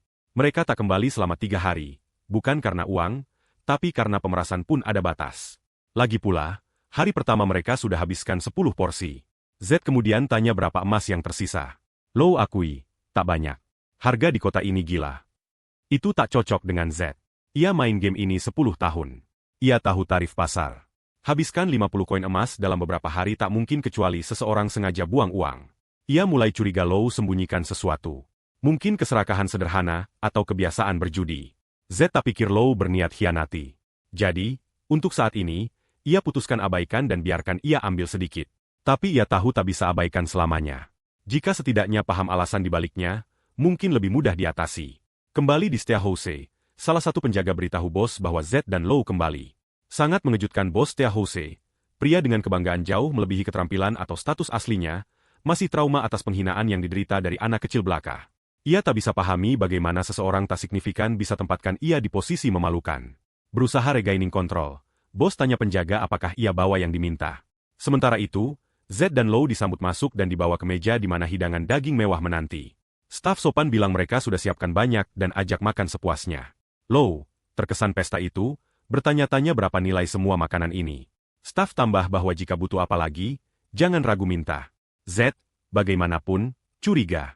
Ia bertanya-tanya mengapa tiba-tiba diperlakukan begitu baik. Lou bercanda mungkin karena mereka ganti baju. Z anggap tak mungkin. Ia sudah pindai area saat masuk dan semuanya normal. Tak ada tanda penyergapan, tak ada ketidakwajaran restoran. Tapi tetap ada yang terasa salah dan ia tak bisa temukan apa rencana mereka sebenarnya. Saat Z duduk dia mengamati, Lou angkat salah satu hidangan dan goda Z karena belum makan. Tersenyum, ia tawarkan potongan daging dibungkus rapi, bilang ia buat khusus untuk Z dan desak makan satu suap.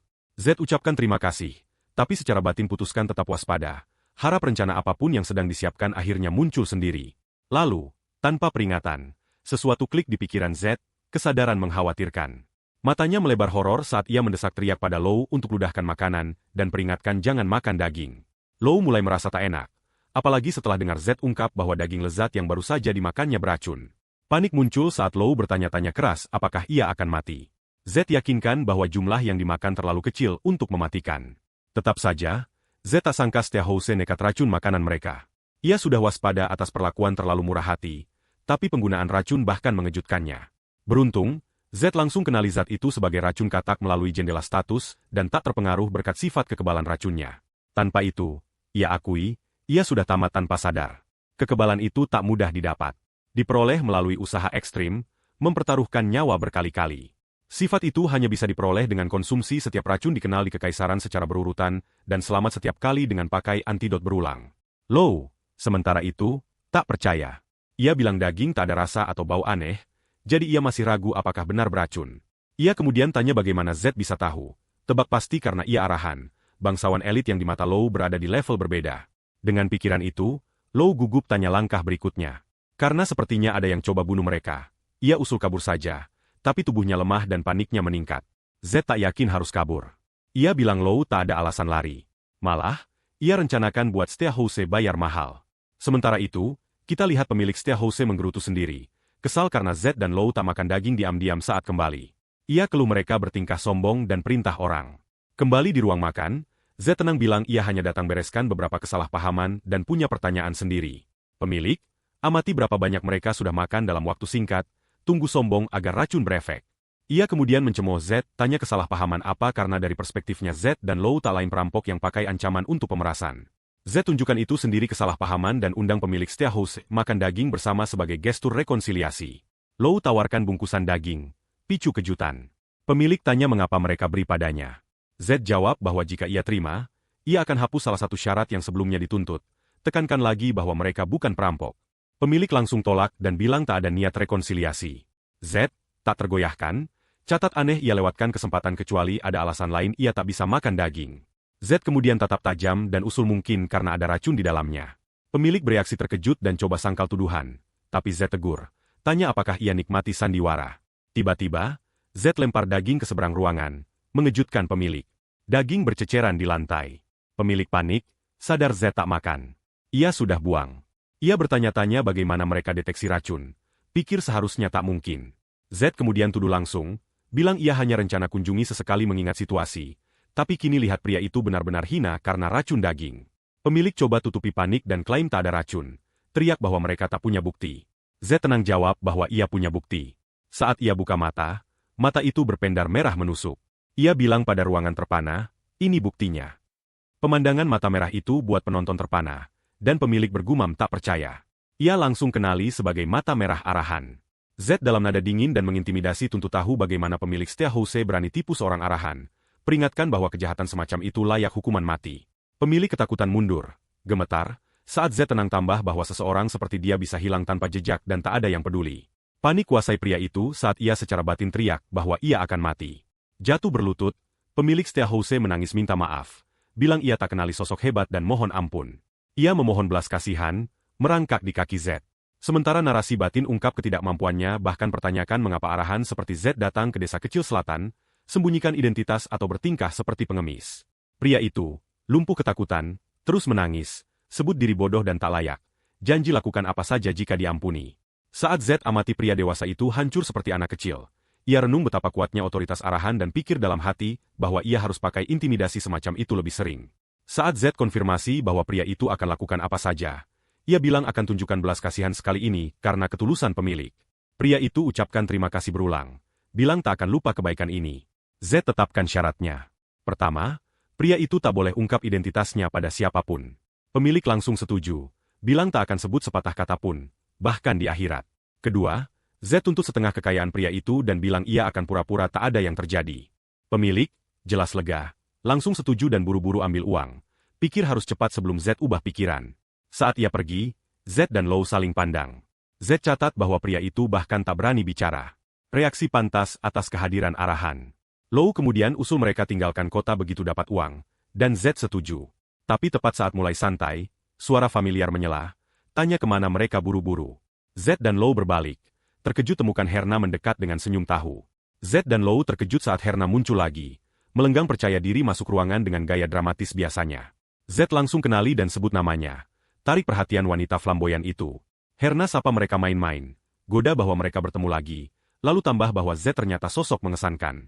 Z diam-diam bertanya-tanya apakah ia tahu bahwa ia arahan. Sekilas curiga Jeng yang bocorkan, tapi ia segera tolak ide itu, pikir pria itu terlalu ketakutan untuk bilang apa-apa. Saat Z pertimbangkan kemungkinan Herna tahu dari sumber lain, ia mulai pikir mungkin saatnya pindah jika rahasianya menyebar. Jika orang tahu ia hanya cangkang kosong arahan, tak hanya reputasinya rusak, tapi ia mungkin kehilangan uang dari Jeng. Herna kemudian minta bicara pribadi, dan Z setuju. Begitu duduk, Z langsung tanya mengapa ia di sini dan apakah ada urusan dengannya. Herna jawab bahwa ia salah paham. Ia bukan di sini hanya untuknya, tapi untuk temui kliennya. Itu langsung buat Lou kaget, dan ia pertanyakan, sadar Herna pasti bicara tentangnya.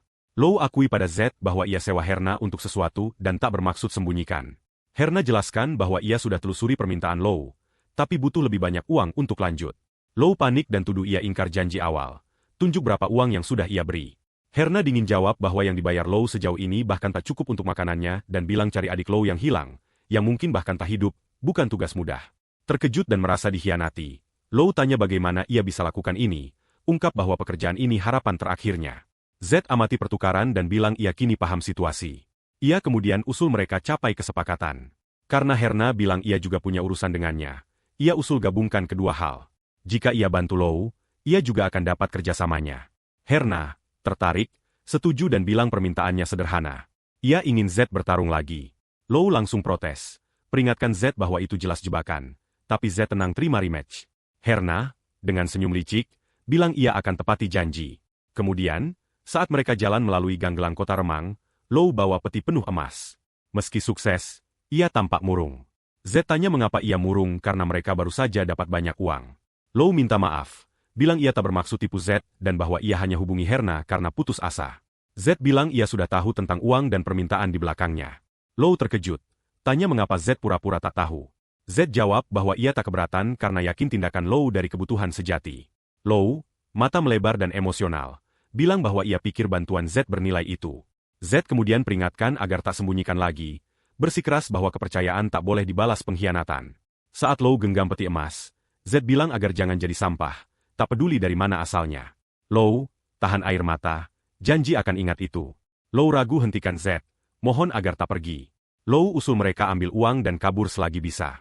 Ikuti rencana yang dibahas tadi, Z, bagaimanapun, tenang sebut adik Lou dan tanya apa yang akan dilakukan tentang permintaannya. Z ingatkan bahwa Herna tak bisa dipercaya, bahwa ia akan khianati lagi, dan Lou tahu itu.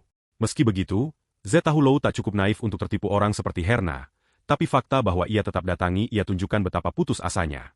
Z renung bagaimana keputusasaan buat Lou genggam tali busuk meski tahu putus. Dan Herna adalah dewasa yang manfaatkan keputusasaan itu dan khianati. Lou akui bahwa awalnya ia berniat kabur juga, tapi bilang ia ubah pikiran. Z pertanyakan, terkejut atas keputusan. Lou peringatkan Z bahwa Herna akan siap sepenuhnya kali ini. Tapi Z bilang itulah mengapa ia ingin lanjut rematch. Saat Lou tanya mengapa, Z cukup bilang padanya. Saat ia lihat sampah, ia merasa terpaksa bersihkan. Z kemudian jelaskan bahwa kalahkan lawan yang all out, bahkan jika siap sepenuhnya, itu menggairahkan. Sesuatu yang beri sensasi dan kepuasan sejati. Sementara itu, kembali di penjara Karyon, peristiwa mulai terungkap, menandakan sesuatu penting terjadi di balik layar. Penjaga terlihat buru-buru ke suatu tempat. Direktur penjara diberitahu bahwa semua personel sudah dikumpulkan. Ia perintah tim garis depan bergerak segera. Direktur genggam tangan, dikelilingi aura gelap mengancam. Ia sebut Z dan kelompoknya bajingan tikus yang sembunyi tepat di bawah hidung mereka. Kini dipenuhi amarah dan tekad, direktur bersumpah akan mengakhiri mereka kali ini untuk selamanya. auranya semakin kuat, tubuhnya memancarkan energi berbahaya. Dengan ekspresi geram, ia berteriak menyebut nama Z, mengungkap bahwa Z kini menjadi target jelas dan pribadi baginya. Komentar sekarang jika ingin lebih. 3 hari kemudian, petarung raksasa itu masih tertawa dan penuh energi meski Jet telah memukulinya begitu parah. Namun ia masih bisa membuat wajah seperti itu. Seolah-olah ia punya sesuatu di balik lengan bajunya. Leo memperingatkan Z bahwa jika pernah merasa dalam bahaya, ia harus berhenti segera. Penonton bergairah untuk rematch kedua antara raksasa dan Jet. Saat pertandingan dimulai, semua bertanya-tanya apa yang direncanakan Ishak. Leo segera sadar bahwa Ishak meniru teknik Jet. Raksasa itu muncul karena apa yang dikatakan Hera padanya tentang arahan tanpa mana. Itu seharusnya bahkan tak mungkin. Tapi jika benar, Ishak pikir ia punya peluang nyata untuk menang. Dari sudut pandangnya, juga tampak benar bahwa Jet ditinggalkan di camp. Saat Ishak menerjang maju untuk menyerang, ia ingin konfirmasi sendiri. Seperti yang ia pelajari, ia lempar pukulan lurus dari dada ke wajah lawan. Ia terus coba pukul Jet. Pikir itu akan mengejutkannya.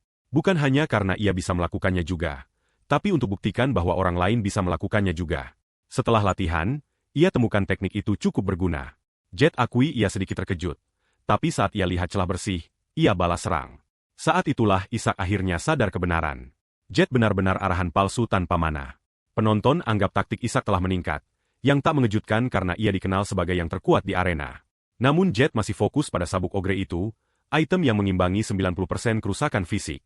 Bagi seseorang seperti Z, yang statistik mananya 0, itu sebenarnya item buruk. Itulah mengapa Ishak tampak begitu percaya diri. Leo semakin khawatir, bertanya-tanya mengapa serangan Jet tak berefek. Ia curiga wanita Hera itu pasti lakukan sesuatu untuk campur tangan, membuat pertandingan ini berbahaya. Tapi Jet cukup minta Leo tenang dan nonton diam-diam. Cara Jet tersenyum buat Leo kaget. Saat ronde berikutnya dimulai, Ishak ejek Jet, tanya apakah ia siap menyerah. Jet langsung jawab tegas tidak. Jet akui bahwa Ishak memang buat ia lengah, tapi jujur, ini momen yang ia tunggu sangat lama. Hanya karena berpikir ia akan menyerah, Jet kejutkan ia dengan lepaskan keterampilan luar biasa. Kali ini pakai tendangannya, akhirnya bisa pakai kaki lagi. Pria terkuat di bumi, Kim, benar-benar bahagia. Tak ada yang bertahan bahkan semenit melawannya sebelumnya.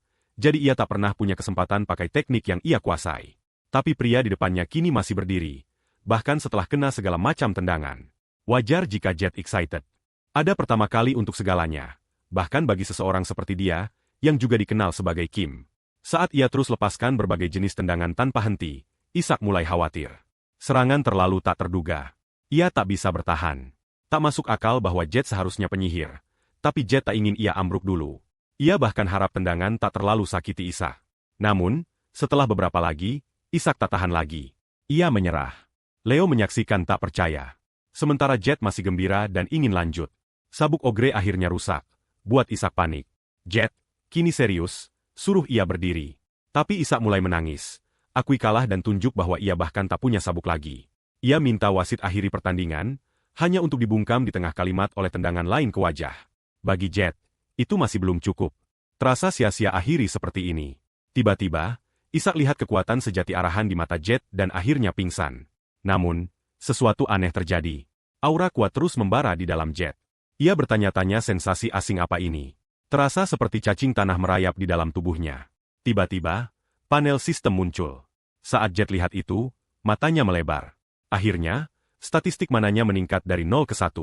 Ia rasakan energi membanjiri tubuhnya. Bahkan lebih baik dari yang ia bayangkan. Inilah yang seharusnya. Penyihir pasti bisa kendalikan mana. Lalu ia perhatikan sesuatu aneh. Sudah terlalu lama terlalu sunyi. Tepat saat itu, Leo datang berlari dan tanya mengapa Jet lepas lensa kontaknya. Tapi Jet bingung. Ia tak lepas. Ia segera tanya apakah mata birunya sudah tak lagi. Leo konfirmasi itulah mengapa ia datang cari. Jet tak sadar kapan lensa lepas. Mungkin meleleh karena lonjakan mana mendadak. Leo sebut sesuatu lain. Ia bilang mungkin karena lama tak lihat mata asli Jet.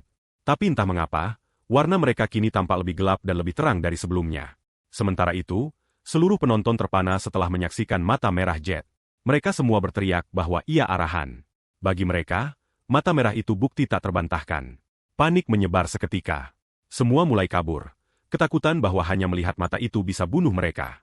Mereka hanya ingin cepat menjauh dari jalannya. Jet sadar mereka dalam masalah serius. Penjaga kemungkinan akan muncul sebentar lagi. Ia suruh Leo lari bersamanya. Tapi Leo panik. Ia tak bisa kendalikan emosinya. Ia gila karena ini tepat yang ia peringatkan Jet sebelumnya bahwa mereka harus kabur. Mengenai wanita yang terlibat, Jet bilang ia akan urus nanti. Untuk saat ini, ia ingin fokus cari adik Leo. Namun, wanita itu geram. Ia kini menyesal tak dengar sipir dari awal. Tapi karena segalanya tak sesuai keinginannya, ia haus darah. Ia bersumpah akan coyak-coyak Jet arahan. Wanita itu renung betapa banyak yang ia rugi. Ishak adalah pemain kelas atas yang didatangkan dari kota besar dengan biaya mahal. Biaya kontrak saja 600 koin emas untuk 3 tahun. Tapi karena insiden ini, semua uang itu sia-sia total. Di atas itu, sabuk ogre biayanya 200 koin emas lagi dan 1.200 koin emas dibayar ke direktur Camp Carrion. Total kerugian mencapai 2.000 koin emas mengejutkan. Sangat frustrasi baginya. Sementara itu, Jet segera ambil uang dan lensa kontaknya lalu kabur. Karena desa sudah dipenuhi penjaga, ia dan Leo putuskan sembunyi sebentar. Setelah beberapa waktu lewat tanpa keributan, mereka hati-hati keluar dari tong untuk cek apakah aman. Lihat bahwa sunyi, Leo usul Jet tunggu sementara ia pinjam kereta. Tak lama, pria dengan kereta muncul dan bilang Lady Hera kirim ia. Ia konon punya informasi untuk dibagikan, dan ia di sana untuk bawa mereka berdua ke sana. Ia juga sebut bahwa hampir tak mungkin temukan kereta lain saat ini. Tanpa pilihan lebih baik, mereka enggan ikut dengannya. Di dalam kereta, Leo mulai ragu keputusan mereka dan tanya Jet apakah ini benar-benar ide bagus. Jet tenang bilang itu jelas jebakan. Mereka kemungkinan dibawa ke tempat sepi untuk dikepung. Leo benar-benar bingung dan tanya mengapa mereka naik jika Jet sudah tahu itu jebakan. Jet jelaskan bahwa ini masalah yang akhirnya harus mereka hadapi dan kabur sekarang akan sulit. Jadi ia putuskan ikuti arus saja. Leo mulai rasakan ini mungkin akhir baginya. Seperti dugaan, begitu keluar kereta, mereka segera dikelilingi penjaga. Lady Hera sudah di sana. Tersenyum sinis. Sipir tuntut tahu bagaimana mereka kabur. Leo lirik Jet. Harap ia punya rencana. Sipir tuduh mereka coba curi kuncinya dan sebut Jet tikus penyihir. Sementara Lady Herna tertawa gila dari belakang seperti hiena nikmati kekacauan. Ia bilang ia sebenarnya kasihan pada Jet. Ia ingatkan bahwa andai saja mereka bergabung dengannya, segalanya tak akan berakhir seperti ini. Tapi Jet tak ada niat bergabung dengan rubah. Tak dalam sejuta tahun. Ia tolak mati patuh. Tiba-tiba, sipir teriak bahwa ini hari Jet temui akhirnya. Ia peringatkan semua mundur. Jet juga suruh Leo di belakang. Sipir tak sangka Jet begitu antusias bertarung dalam situasi ini. Ia sebut ia berani untuk penyihir, tapi Jet hitung peluangnya. Ia yakin ada peluang 50-50 menang yang cukup baginya. Itu mindsetnya, mantra pribadi yang jaga ia tak terintimidasi, bahkan melawan seseorang sekuat ksatria lingkaran kelima. Jika peluang masih seimbang, maka tak ada alasan takut. Sipir cabut pedangnya, sebut Jet arogan hingga akhir. Ia rencanakan all out dari awal, salurkan aura penuh dan bungkus tubuhnya dengan kekuatan. Jet, bagaimanapun, andalkan tinju setianya. Saat sipir menerjang, mata terkunci pada target. Jet pikir ini tak buruk. Inilah yang ia inginkan. Ia tak punya ambisi besar. Ia hanya ingin rasakan kembali sensasi itu untuk jadi penantang lagi. Tiba-tiba, sistem beritahu Challenger of Strong akan aktif. Semua statistiknya sementara naik 10. Sekali lagi, lensa mulai meleleh, ungkap sifat sejati Jet. Lonjakan aura besar mengikuti, ciptakan gelombang kejut dan kekacauan di area. Leo menyaksikan gugup, sangat khawatir pada Jet. Saat debu mengendap, sipir masih berdiri, tapi ia tampak bingung. Kini ada kawah besar di tanah di bawahnya. Tiba-tiba, percikan terang mulai muncul di udara. Semua tatap cahaya berpendar itu, bertanya-tanya, apakah ini petir? Jet akhirnya benar-benar bertransformasi. Ia kini mirip Super Saiyan legendaris. Sistem sebut kondisi ini sebagai Electrification. Sipir terpana dan tuntut tahu bagaimana Jet capai ini. Ia tak sangka pertarungan balik begitu dramatis. Tapi sebelum bisa proses, Jet langsung menerjang padanya, pimpin dengan tendangan kuat. Sipir berhasil tangkis dengan pedangnya. Tapi keyakinan yang ia punya tadi sudah hilang. Kekuatan di depannya luar biasa. Ia tak percaya apa yang dilihat. Ini petir, kekuatan unik yang abaikan semua 4 elemen. Air, angin, tanah, dan api. Kekuatan yang setiap penyihir impikan. Yang bahkan kepala keluarga arahan pertama legendaris gagal kuasai. Jadi, bagaimana seseorang seperti Jet, yang diakini bodoh tanpa bakat, bisa bangkitkan kekuatan semacam itu? Penjaga lain sama terpana, wajah penuh ketakutan. Bahkan Lady Herna dilanda frustrasi. Rantai kerugian tak berujung ini seolah tak ada akhir baginya. Tak ada yang gerak. Semua membeku dalam kagum. Leo menyaksikan kagum dan bertanya-tanya apakah ini benar-benar kekuatan garis darah arahan. Lalu pertarungan lanjut lagi. Sipir geram bahwa orang yang andalkan garis darah dan lempar bobot seperti Jet lakukan kini, adalah tipe yang paling ia benci. Jadi meski feodal, ia putuskan balas lawan. Ia kirim sinar tebasan ke arah Jet, tapi Jet, kini luar biasa cepat, hindar dengan mudah lagi dan lagi. Sipir kemudian coba serangan sinar lebih kreatif, klaim bahwa Jet tak akan bisa hindar ini. Tapi Jet bahkan tak perlu hindar. Ia aktifkan perisai listriknya, netralkan serangan sepenuhnya. Dalam sekejap, Jet rebut pedang sipir dan lepaskan pukulan listrik menggelegar langsung ke perutnya. Tubuh sipir kejang karena kejut. Jet puas dengar jeritan kesakitan monster arogan itu. Seluruh area dibungkus badai aura dan listrik yang bentur hebat. Tak peduli seberapa banyak aura yang dilepas sipir, itu tak ada apa-apanya dibanding apa yang bisa Jet lakukan kini. Tetap saja, sipir bingung. Mengapa pria yang seharusnya penyihir ini begitu andalkan serangan fisik seperti pukulan dan tendangan? Dan mengapa ia begitu ahli bertarung? Biasanya, penyihir lempar mantra untuk imobilisasi ksatria sementara ksatria dorong melalui sihir untuk dekati jarak. Begitulah pertarungan selalu berjalan di dunia ini. Tapi di pertarungan ini, taktik itu benar-benar tak berguna. Jet tak hanya lempar sihir, ia pakai tinjunya sama efektifnya. Sadar situasi tak seperti yang pernah ia hadapi, sipir mulai pikir pendekatan baru. Ia coba ciptakan jarak untuk ruang ayun pedang. Tapi Jet tutup celah seketika, pukul keras wajahnya dengan kecepatan membutakan. Tak ada celah. Ia tak bisa apa-apa selain terima pukulan. Kadang ke wajah, kadang ke perut.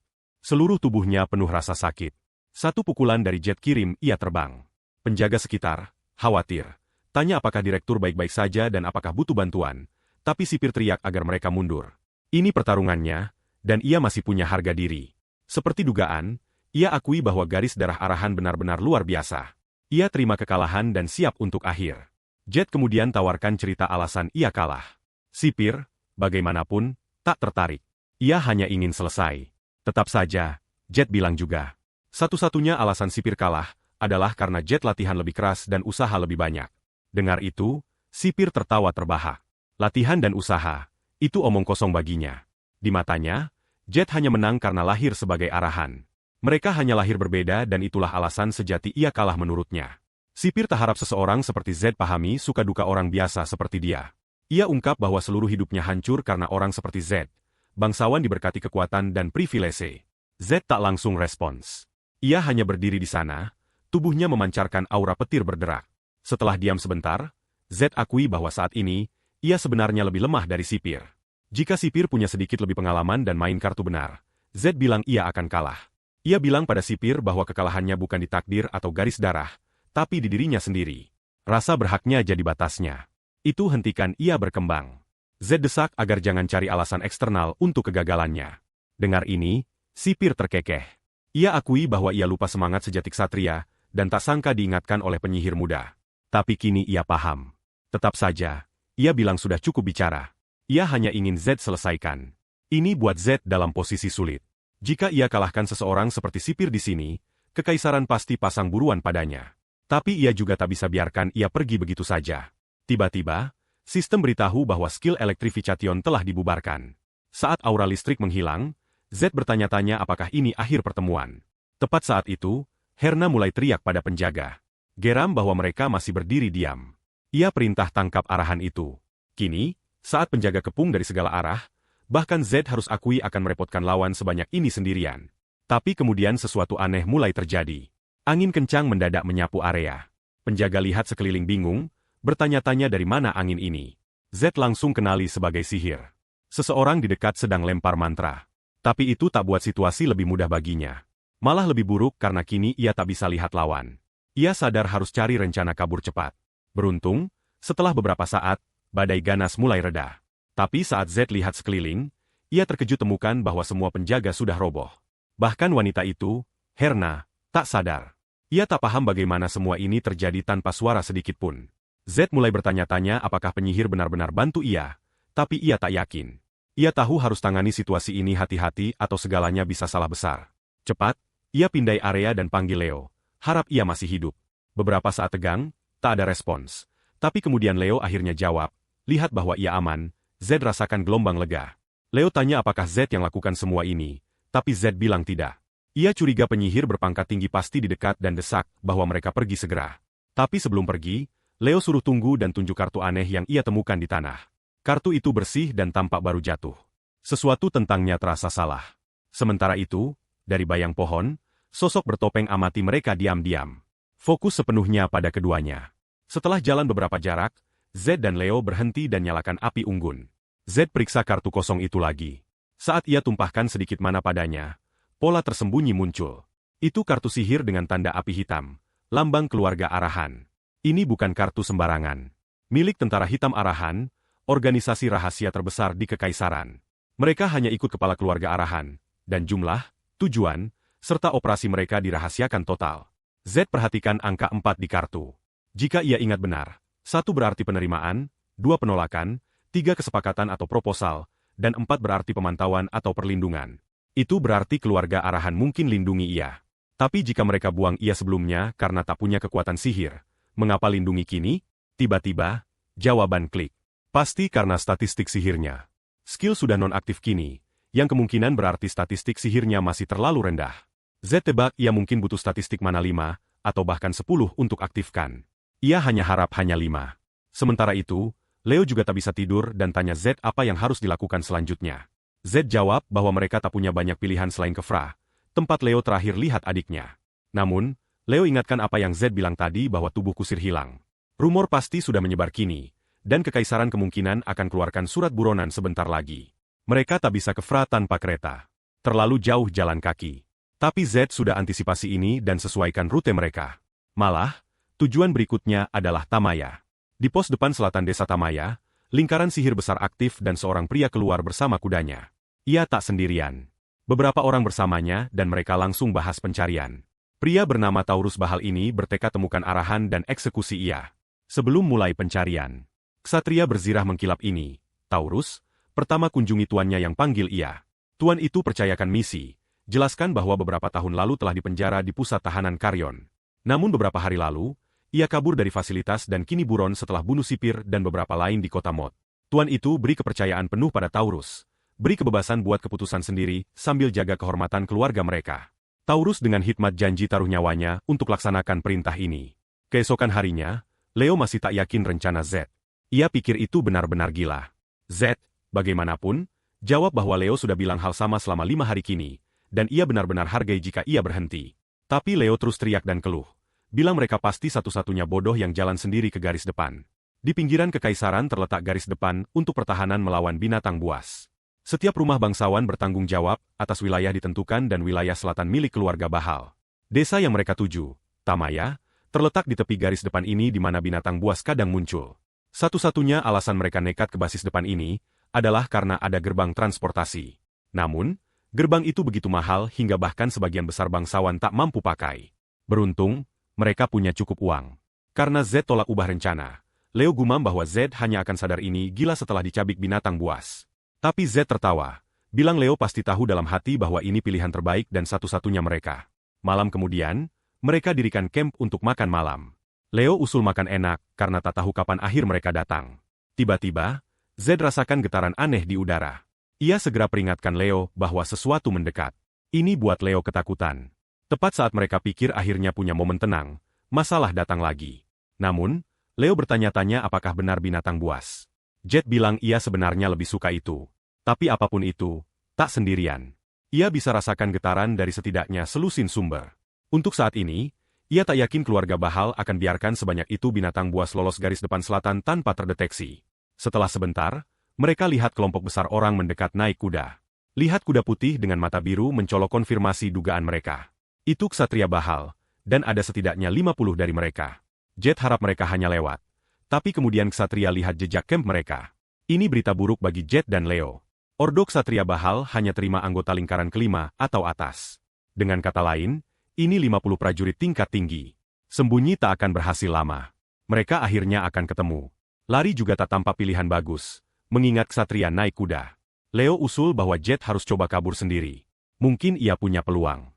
Jet bingung, tapi Leo bersikeras bahwa ksatria pasti bunuh Jet sementara ia mungkin selamat. Ia bilang Jet jangan khawatir padanya, karena setidaknya ia tak akan dieksekusi. Tapi Jet jelas lihat bahwa meski Leo coba bertingkah berani, ia gemetar seluruh tubuh. Jet tenang bilang Leo jangan khawatir. Tinggalkan rekan bukan sesuatu yang bisa ia lakukan. Sementara itu, ksatria Bahal masih cari area. Pemimpin mereka Hardik, tuntut tahu mengapa lama sekali temukan hanya 2 orang. Tiba-tiba, dari bayang-bayang, Jet Arahan melangkah maju. Ia ingat bahwa angka 4 dari kartu sihir itu berarti pemantauan atau perlindungan, dan ia ingin lihat bagaimana ini berjalan.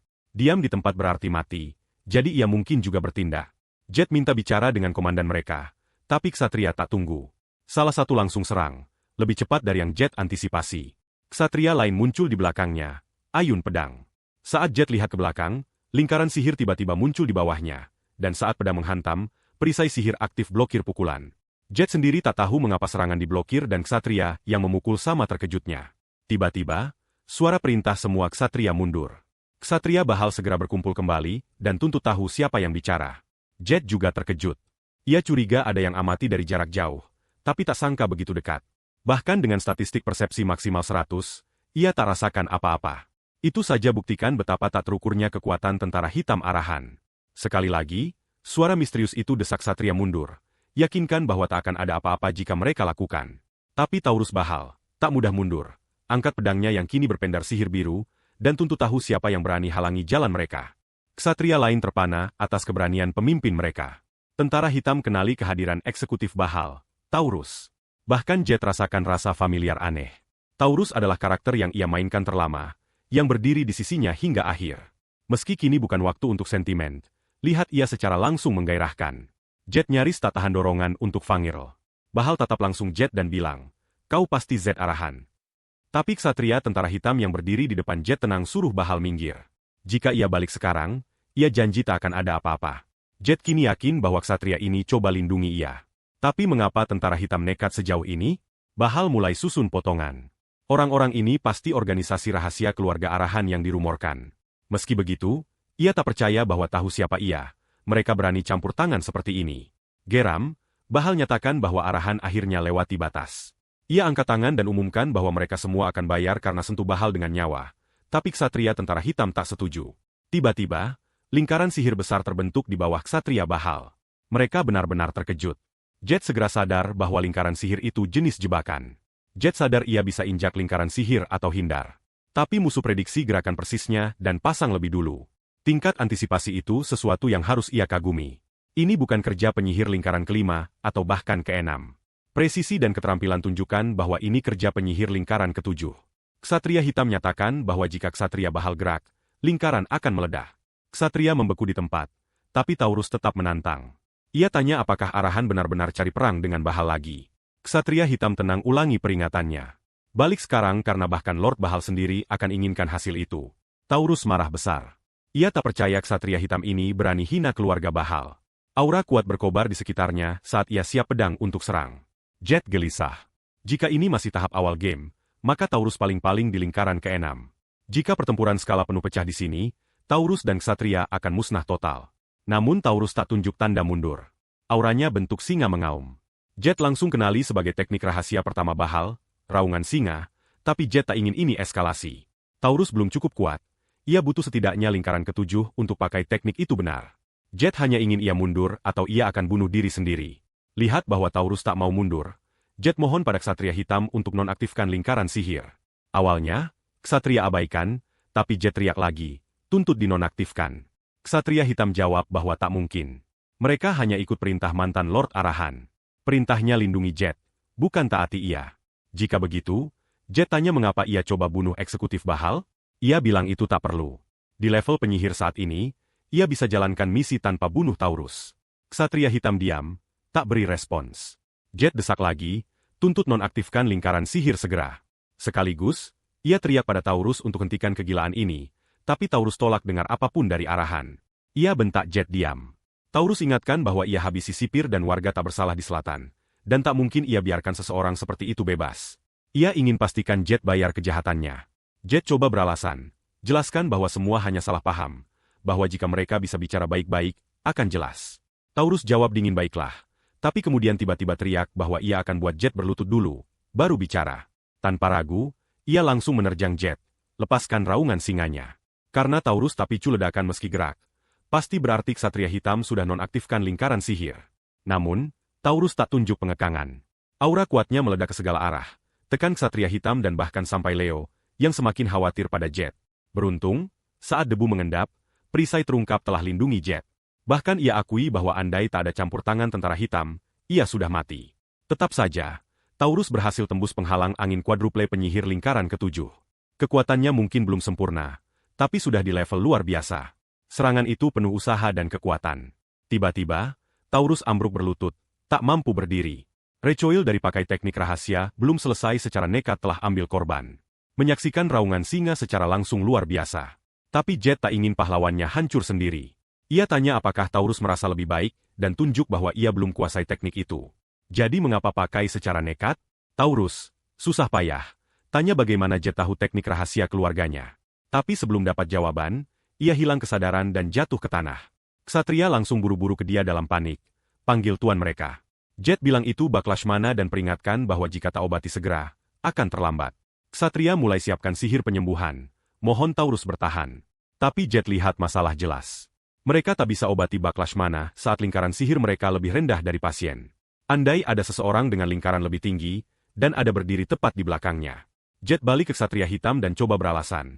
Minta ia obati Taurus sendiri. Tapi permintaan ini frustrasi Ksatria. Ia tak percaya Jet serius minta selamatkan Ksatria. Jet desak, bilang bahwa Taurus teman lama ia. Tapi bagi Ksatria tentara hitam, tetap konyol. Ksatria adalah musuh, katanya, tak pernah teman.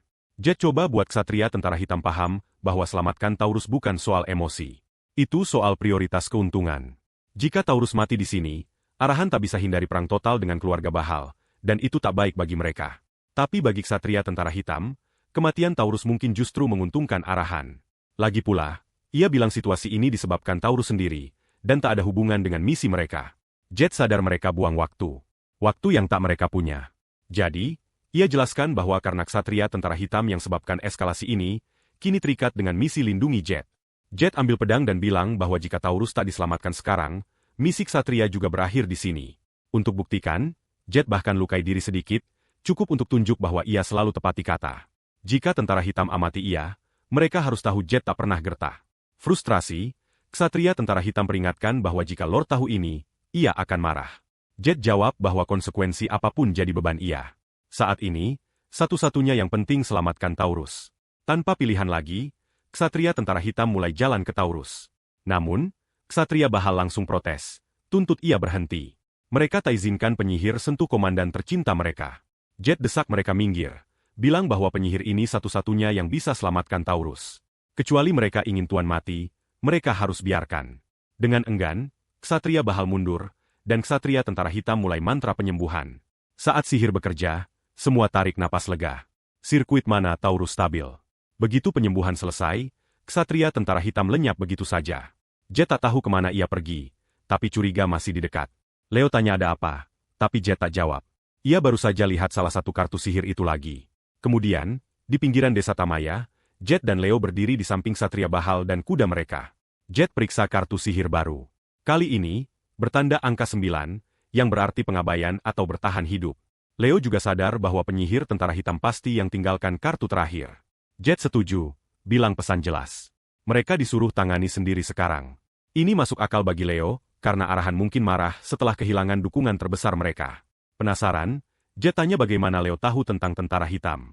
Leo bilang mereka terlalu terkenal. Bahkan balita tahu nama. Mereka mungkin tak tahu persis apa yang organisasi lakukan, tapi reputasi saja sudah legendaris. Bagaimanapun, Leo desak mereka harus sembunyi rendah untuk saat ini. Hanya lihat Ksatria dalam waspada tinggi cukup tahu bahwa gerak salah bisa bunuh mereka.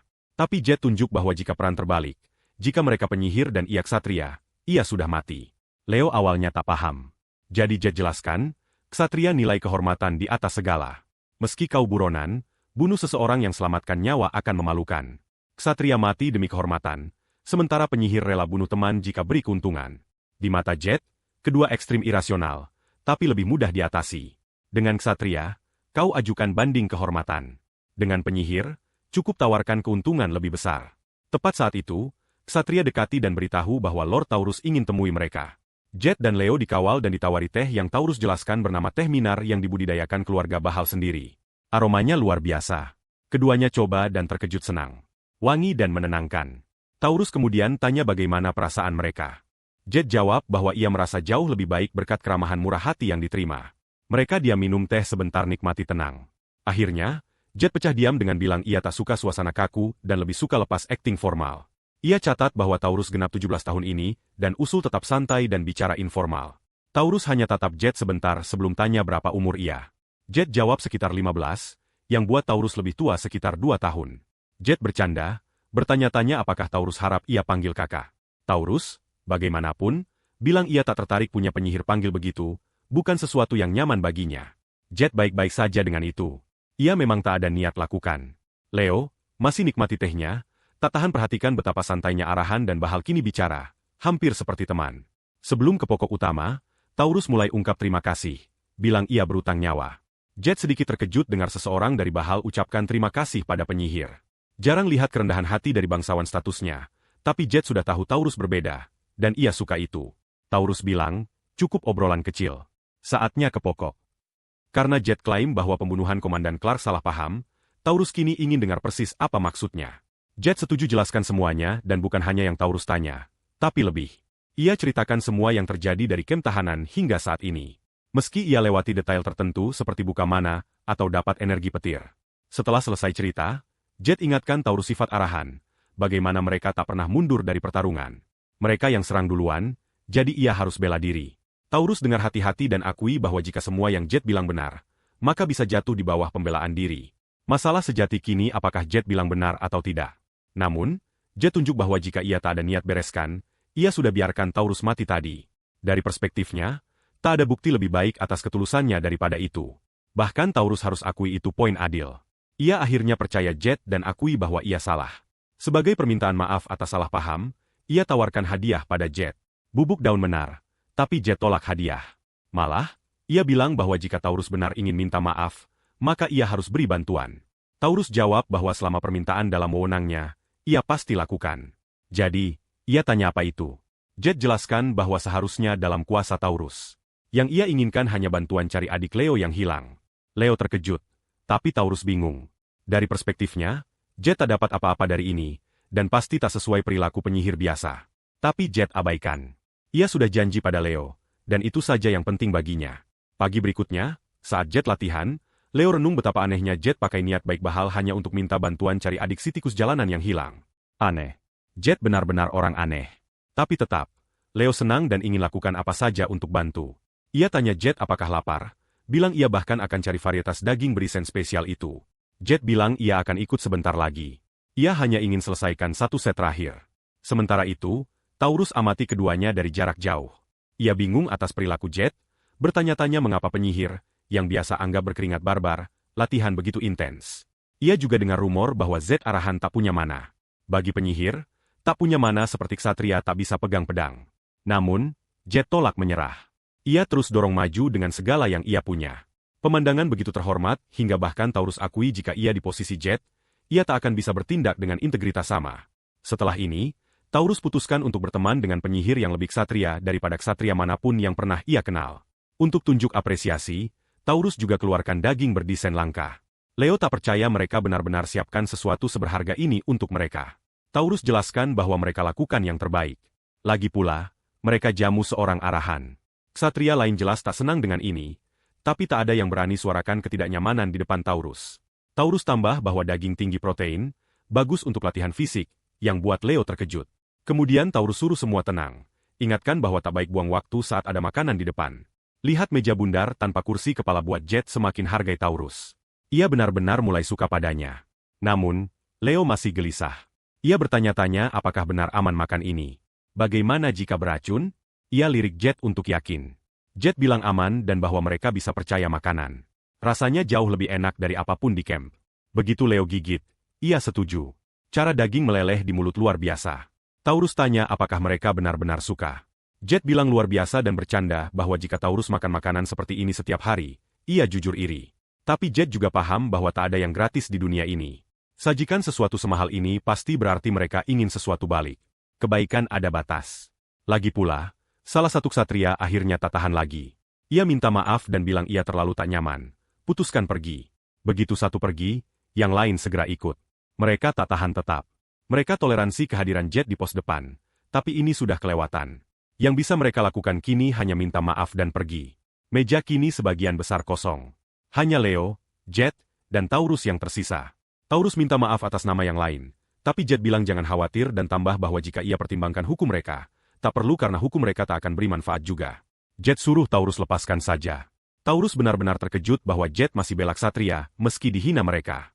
Tapi Jet jelaskan bahwa ksatria itu kemungkinan benci penyihir sejak lahir. Itu wajar. Tegur mereka tak akan bantu. Malah, harus coba pahami dan hibur mereka. Taurus setuju dan bilang ia belajar pelajaran berharga lagi. Yang lebih penting, Jet minta Taurus akhirnya bilang apa yang ia tahan. Taurus sedikit terkejut bahwa Jet sadari. Ia ungkap bahwa meski awalnya rencana ke Filda untuk cari adik Leo, mereka ingin tunda keberangkatan 1 hari. Jet tanya mengapa. Taurus jelaskan bahwa ia ingin ksatria lain lihat sendiri bahwa Jet orang baik, dan ia pikir 1 hari cukup untuk itu. Sebelum setuju, Jet cek dengan Leo apakah ia baik-baik saja dengan tunda. Leo bilang baik. Lagi pula, mereka butuh bantuan ksatria di Fra. Jika pergi sekarang tanpa bangun kepercayaan, pencarian kemungkinan tak dianggap serius. Dengan itu, mereka putuskan tunda perjalanan 1 hari. Kemudian, di luar tembok Tamaya di garis depan selatan, binatang buas ditebas oleh ksatria. Itu hanya binatang tingkat rendah. Tapi Taurus tetap puji usaha ksatria. Kelompok lanjut cari dan dorong maju. Jet di antara mereka, tapi jelas ksatria lain tak senang dengan kehadirannya. Bahkan Jet bertanya-tanya mengapa Taurus bawa ia ikut. Meski ia putuskan ikut untuk saat ini. Suasana tak ideal. Taurus kumpulkan 20 anggota parti berburu garis depan. Karena wilayah selatan dan barat dikenal aktivitas binatang lebih kuat, operasi berburu intens dan menantang. Jet bertanya-tanya apakah ini semua bagian tradisi Bahal. Mungkin Taurus coba masukkan ia dalam semangat persahabatan yang sering ikut berburu sukses. Di Bahal, tradisi adakan perayaan setelah pulang aman dari riset atau berburu. Taurus mungkin coba masukkan Jet ke lingkungan itu. Tepat saat itu, salah satu ksatria beritahu Taurus bahwa mereka temukan jejak tak dikenal di depan. Jejak ini tak seperti yang biasa ksatria lihat. Mereka tak pernah temui jejak kaki seperti itu karena tak ada yang bisa identifikasi makhluk. Seolah binatang tak terdaftar di bestiarium. Menurut protokol, mereka harus lapor ke markas segera. Namun, Taurus rasakan bahwa balik sekarang tak cocok. Ini area 1 lagi pula. Jadi meski binatang tak terdaftar, mungkin tingkat rendah. Tetap saja, ksatria bilang bahwa tak tahu apa yang dihadapi buat berbahaya. Bahkan Jet setuju lebih aman mundur jika benar-benar tak tahu musuh apa. Tapi itu hanya jika tak tahu. Jet kemudian tawarkan bantu. Taurus penasaran dan tanya apakah Jet benar tahu makhluk apa. Jet yakin jawab bahwa itu basilis. Ia jelaskan bahwa meski binatang hanya tingkat menengah, Taurus ksatria lingkaran ke-6 dan punya sekitar 25 ksatria lingkaran lain bersamanya, mereka harus bisa tangani. Taurus terkejut dan tanya apakah Jet serius. Salah satu ksatria jelas tak percaya kata penyihir dan cemooh, bilang tak mungkin seseorang dari arahan di barat tahu binatang selatan jika tak pernah temui sebelumnya. Jet tanya apakah mereka punya bukti bahwa basilisk hanya muncul di selatan. Mungkin arahan hanya riset lebih baik. Ksatria balas bentak. Sebut Jet bajingan kurang ajar tanpa mana dan bilang mereka tak toleransi arahan hina Bahal. Tapi kali ini Jet balas dorong. Ia tunjuk bahwa merekalah yang tak hormat. Anggota skuad biasa berani bicara informal ke putra keluarga arahan. Lihat ketegangan meningkat. Taurus segera teriak, cukup, dan perintah semua diam hingga ia bicara. Ia kemudian balik ke Jet dan minta maaf atas nama ksatria. Meski jelas yang lain tak suka itu. Taurus akui bahwa bangun niat baik ternyata lebih sulit dari dugaan. Tapi sebelum ada yang bisa respons lebih, binatang buas besar tiba-tiba muncul tepat di belakang mereka. Taurus segera perintah semua posisi tempur dan sebarkan. Ia sendiri nyaris hindar serangan awal binatang. Lirik Jet untuk cek apakah aman, Jet segera teriak agar Taurus hindar lagi. Monster tepat di belakangnya. Taurus hindar gigitan lain tepat waktu dan kemudian perhatikan lebih banyak monster mendekat. Tanpa buang detik, Taurus lepaskan aura. Bungkus seluruh pedangnya dengan energi dan perintah semua fokus serangan ke binatang di kanan. Ikut pimpinan, ksatria siapkan pedang. Dan saat Taurus menerjang, mereka semua luncurkan serangan bersama. Meski serangan terkoordinasi, tak ada yang berefek. Aura pedang mereka, bahkan dari ksatria terlatih lingkaran ke-5 dan ke-6, tak mampu tembus kulit tebal makhluk itu. Binatang buas mengaum. Kini gilirannya balas serang. Ksatria bersiap, tapi Jet mendesak teriak agar semua tiarap. Taurus segera ulangi perintah. Suruh yang lain ikuti instruksi Jet. Semua ksatria rebah ke tanah, tapi satu di samping Jet tolak patuh. Tak mau ambil perintah dari penyihir, Jet teriak padanya, sebut ia bodoh dan perintah tiarap segera. Tepat saat itu, monster cambuk ekornya, lepaskan badai proyektil seperti jarum ke seluruh area. Berkat pemikiran cepat Jet dan ksatria rebah rendah, sebagian besar jarum beracun lolos tak berbahaya. Jet bahkan paksa ksatria pembangkang itu rebah tepat waktu, selamatkan nyawanya. Andai jarum itu kena, akan sebabkan luka serius. Taurus amati bahwa jarum dilapisi racun, tapi anehnya, tak ada yang tertancap ke tanah. Jet peringatkan Taurus bahwa serangan berikutnya makhluk kemungkinan lebih rendah, sulit dihindar. Taurus langsung sadar bahwa mereka harus akhiri pertarungan sebelum itu terjadi. Jet suruh ia fokus ke binatang kiri dengan ksatria. Taurus kemudian tanya apakah Jet rencana tangani satu sendirian, atau tahu kelemahan makhluk yang bisa dieksploitasi. Jet bilang mereka tak punya waktu buang, jadi butuh konfirmasi sekarang. Bisa Taurus dan ksatria tangani binatang itu atau tidak? Taurus langsung paham urgensi dan janji mereka akan tangani cepat. Tapi ia juga bilang tak ingin Jet mati. Dengar itu buat Jet rasakan benar-benar senang. Setidaknya kini ia yakin Taurus orang solid. Jet angguk dan bilang ia andalkan ia. Taurus balik ke ksatria dan perintah ikut ia saat mereka maju habisi monster kiri. Ia pimpin serbuan. Tepat saat itu, sistem beritahu Jet bahwa sifat penantang keras kepala telah aktif. Kini karakter favoritnya bertarung habis-habisan, Jet tak bisa diam saja. Ia siapkan tinju dan kumpulkan listriknya. Semua statistiknya sementara naik 10, dan skill elektrifikation aktif, bungkus seluruh tubuhnya dengan aura listrik emas. Dengan petir mengamuk di sekitarnya, ia teriak pada monster untuk serang karena kini ia siap bertarung. Tanpa ragu, Jet menerjang ke arah binatang. Begitu Jet sampai jarak pukul, ia tersenyum. Temukan basilis tepat setelah berburu monster terasa seperti keberuntungan murni. Kesempatan sempurna untuk uji kekuatan barunya melawan makhluk tangguh. Ia ingat bahwa basilis hanya punya satu titik lemah tepat di mahkota kepala. Tanpa ragu, Jet bidik langsung dan lepaskan pukulan listrik menghancurkan. Basilis roboh hanya dalam satu pukulan. Kemudian saat drop, Jet tepuk tangan dan doa untuk sesuatu benar-benar berharga. Saat buka mata, ia gembira lihat napas iblis, bahan kunci untuk buat elisir. Jika tuang ke air suci, ada peluang jadi elisir penuh. Biasanya, elisir naikkan statistik acak, tapi bagi Jet, satu-satunya statistik yang bisa naik adalah mana. Jadi, baginya, itu potion mana 100% terjamin. Dengan satu binatang kalah, Jet segera balik bantu yang lain. Taurus bertarung berani tapi kesulitan, terus terdesak oleh basilis kedua. Jet rasakan ia tertinggal terlalu jauh dari tempo ksatria. Tak ada waktu buang. Ia menerjang dan bidik titik lemah basilis sebelum bisa pukul Taurus lagi. Bahkan Taurus terpana atas kekuatan luar biasa yang ditampilkan. Jet tanya apakah ia baik-baik saja, tapi Taurus terlalu terpesona untuk jawab. Ia tak percaya apa yang baru disaksikan. Ksatria lain buru-buru datang juga, terkejut atas kemunculan mendadak Jet dan aura intens di sekitarnya. Mereka mulai sadar itu Cipetir. Taurus segera tanya apakah itu benar Cipetir. Jet santai konfirmasi, bilang siapa saja bisa kenali. Tapi pengungkapan ini buat Taurus semakin terkejut. Ia pikir Jet tak punya mana. Jet jelaskan bahwa ia baru saja dapat mana. Taurus tatap ia tak percaya. Bagaimana seseorang bisa dapat mana begitu saja? Cincin mana yang mengelilingi jantung biasanya terbentuk saat lahir. Dalam beberapa kasus, sirkuit butuh waktu lebih lama hubung. Tapi pada usia 6 tahun, semua sirkuit harus sepenuhnya terhubung. Itu berarti bagi seseorang seperti Jet, yang sekitar 15 tahun, tak punya cincin mana hingga kini seperti orang lahir dengan 9 jari tiba-tiba tumbuh jari ke-10. Dalam sejarah 1000 tahun kekaisaran, hal seperti ini tak pernah terjadi. Taurus simpulkan bahwa bahkan langit pasti tergugah oleh kemauan tak tergoyahkan Jet. Napas iblis lain jatuh dari basilis kedua, dan Jet tanya pada Taurus apakah ia boleh ambil. Taurus langsung setuju. Karena Jet yang habisi binatang, lot hak miliknya. Namun, Jet bilang ini sudah lebih dari cukup. Bahkan jika jual kulit basilisk, bisa dapat harga pesta mewah. Meski main game ini lebih dari 10 tahun, ia tak pernah sekalipun dapat 2 napas iblis sekaligus. Hari ini, ia benar-benar jackpot. Ia begitu puas hingga bahkan tak rasa perlu makan. Kebahagiaannya saja sudah kenyangkan. Sementara itu, berita menyebar seperti api liar di desa. Semua bicara tentang arahan, penyihir yang ikut berburu ksatria dan kalahkan iblis tak terdaftar dengan tangan kosong. Kata juga menyebar bahwa ia bangkitkan Cipetir. Energi yang banyak yakini hanya legenda. Meski beberapa tetap skeptis, pertanyakan bagaimana penyihir yang dulu tak punya mana bisa tiba-tiba pakai Cipetir. Yang lain konfirmasi mereka lihat sendiri. Bahkan Lord Taurus akui, jadi pasti benar. Yang lebih mengejutkan orang adalah arahan lepaskan kulit basilisk berharga. Mereka juga dengar bahwa ia latihan dan berkeringat saat istirahat. Sesuatu yang tak terdengar bagi penyihir. Penyihir yang tolak kekayaan. Penyihir yang berkeringat. Bagi orang-orang, ia tak lagi hanya penyihir. Ia idola. Banyak orang di kota bahkan harap kesempatan bicara dengan arahan itu. Beberapa menyesal tak relawan misi, pikir mereka lewatkan kesempatan saksikan semuanya langsung. Salah satu ksatria, yang sebelumnya skeptis, dekati Jet dan ucapkan terima kasih karena selamatkan nyawanya tadi. Jet hanya harap ia tak luka.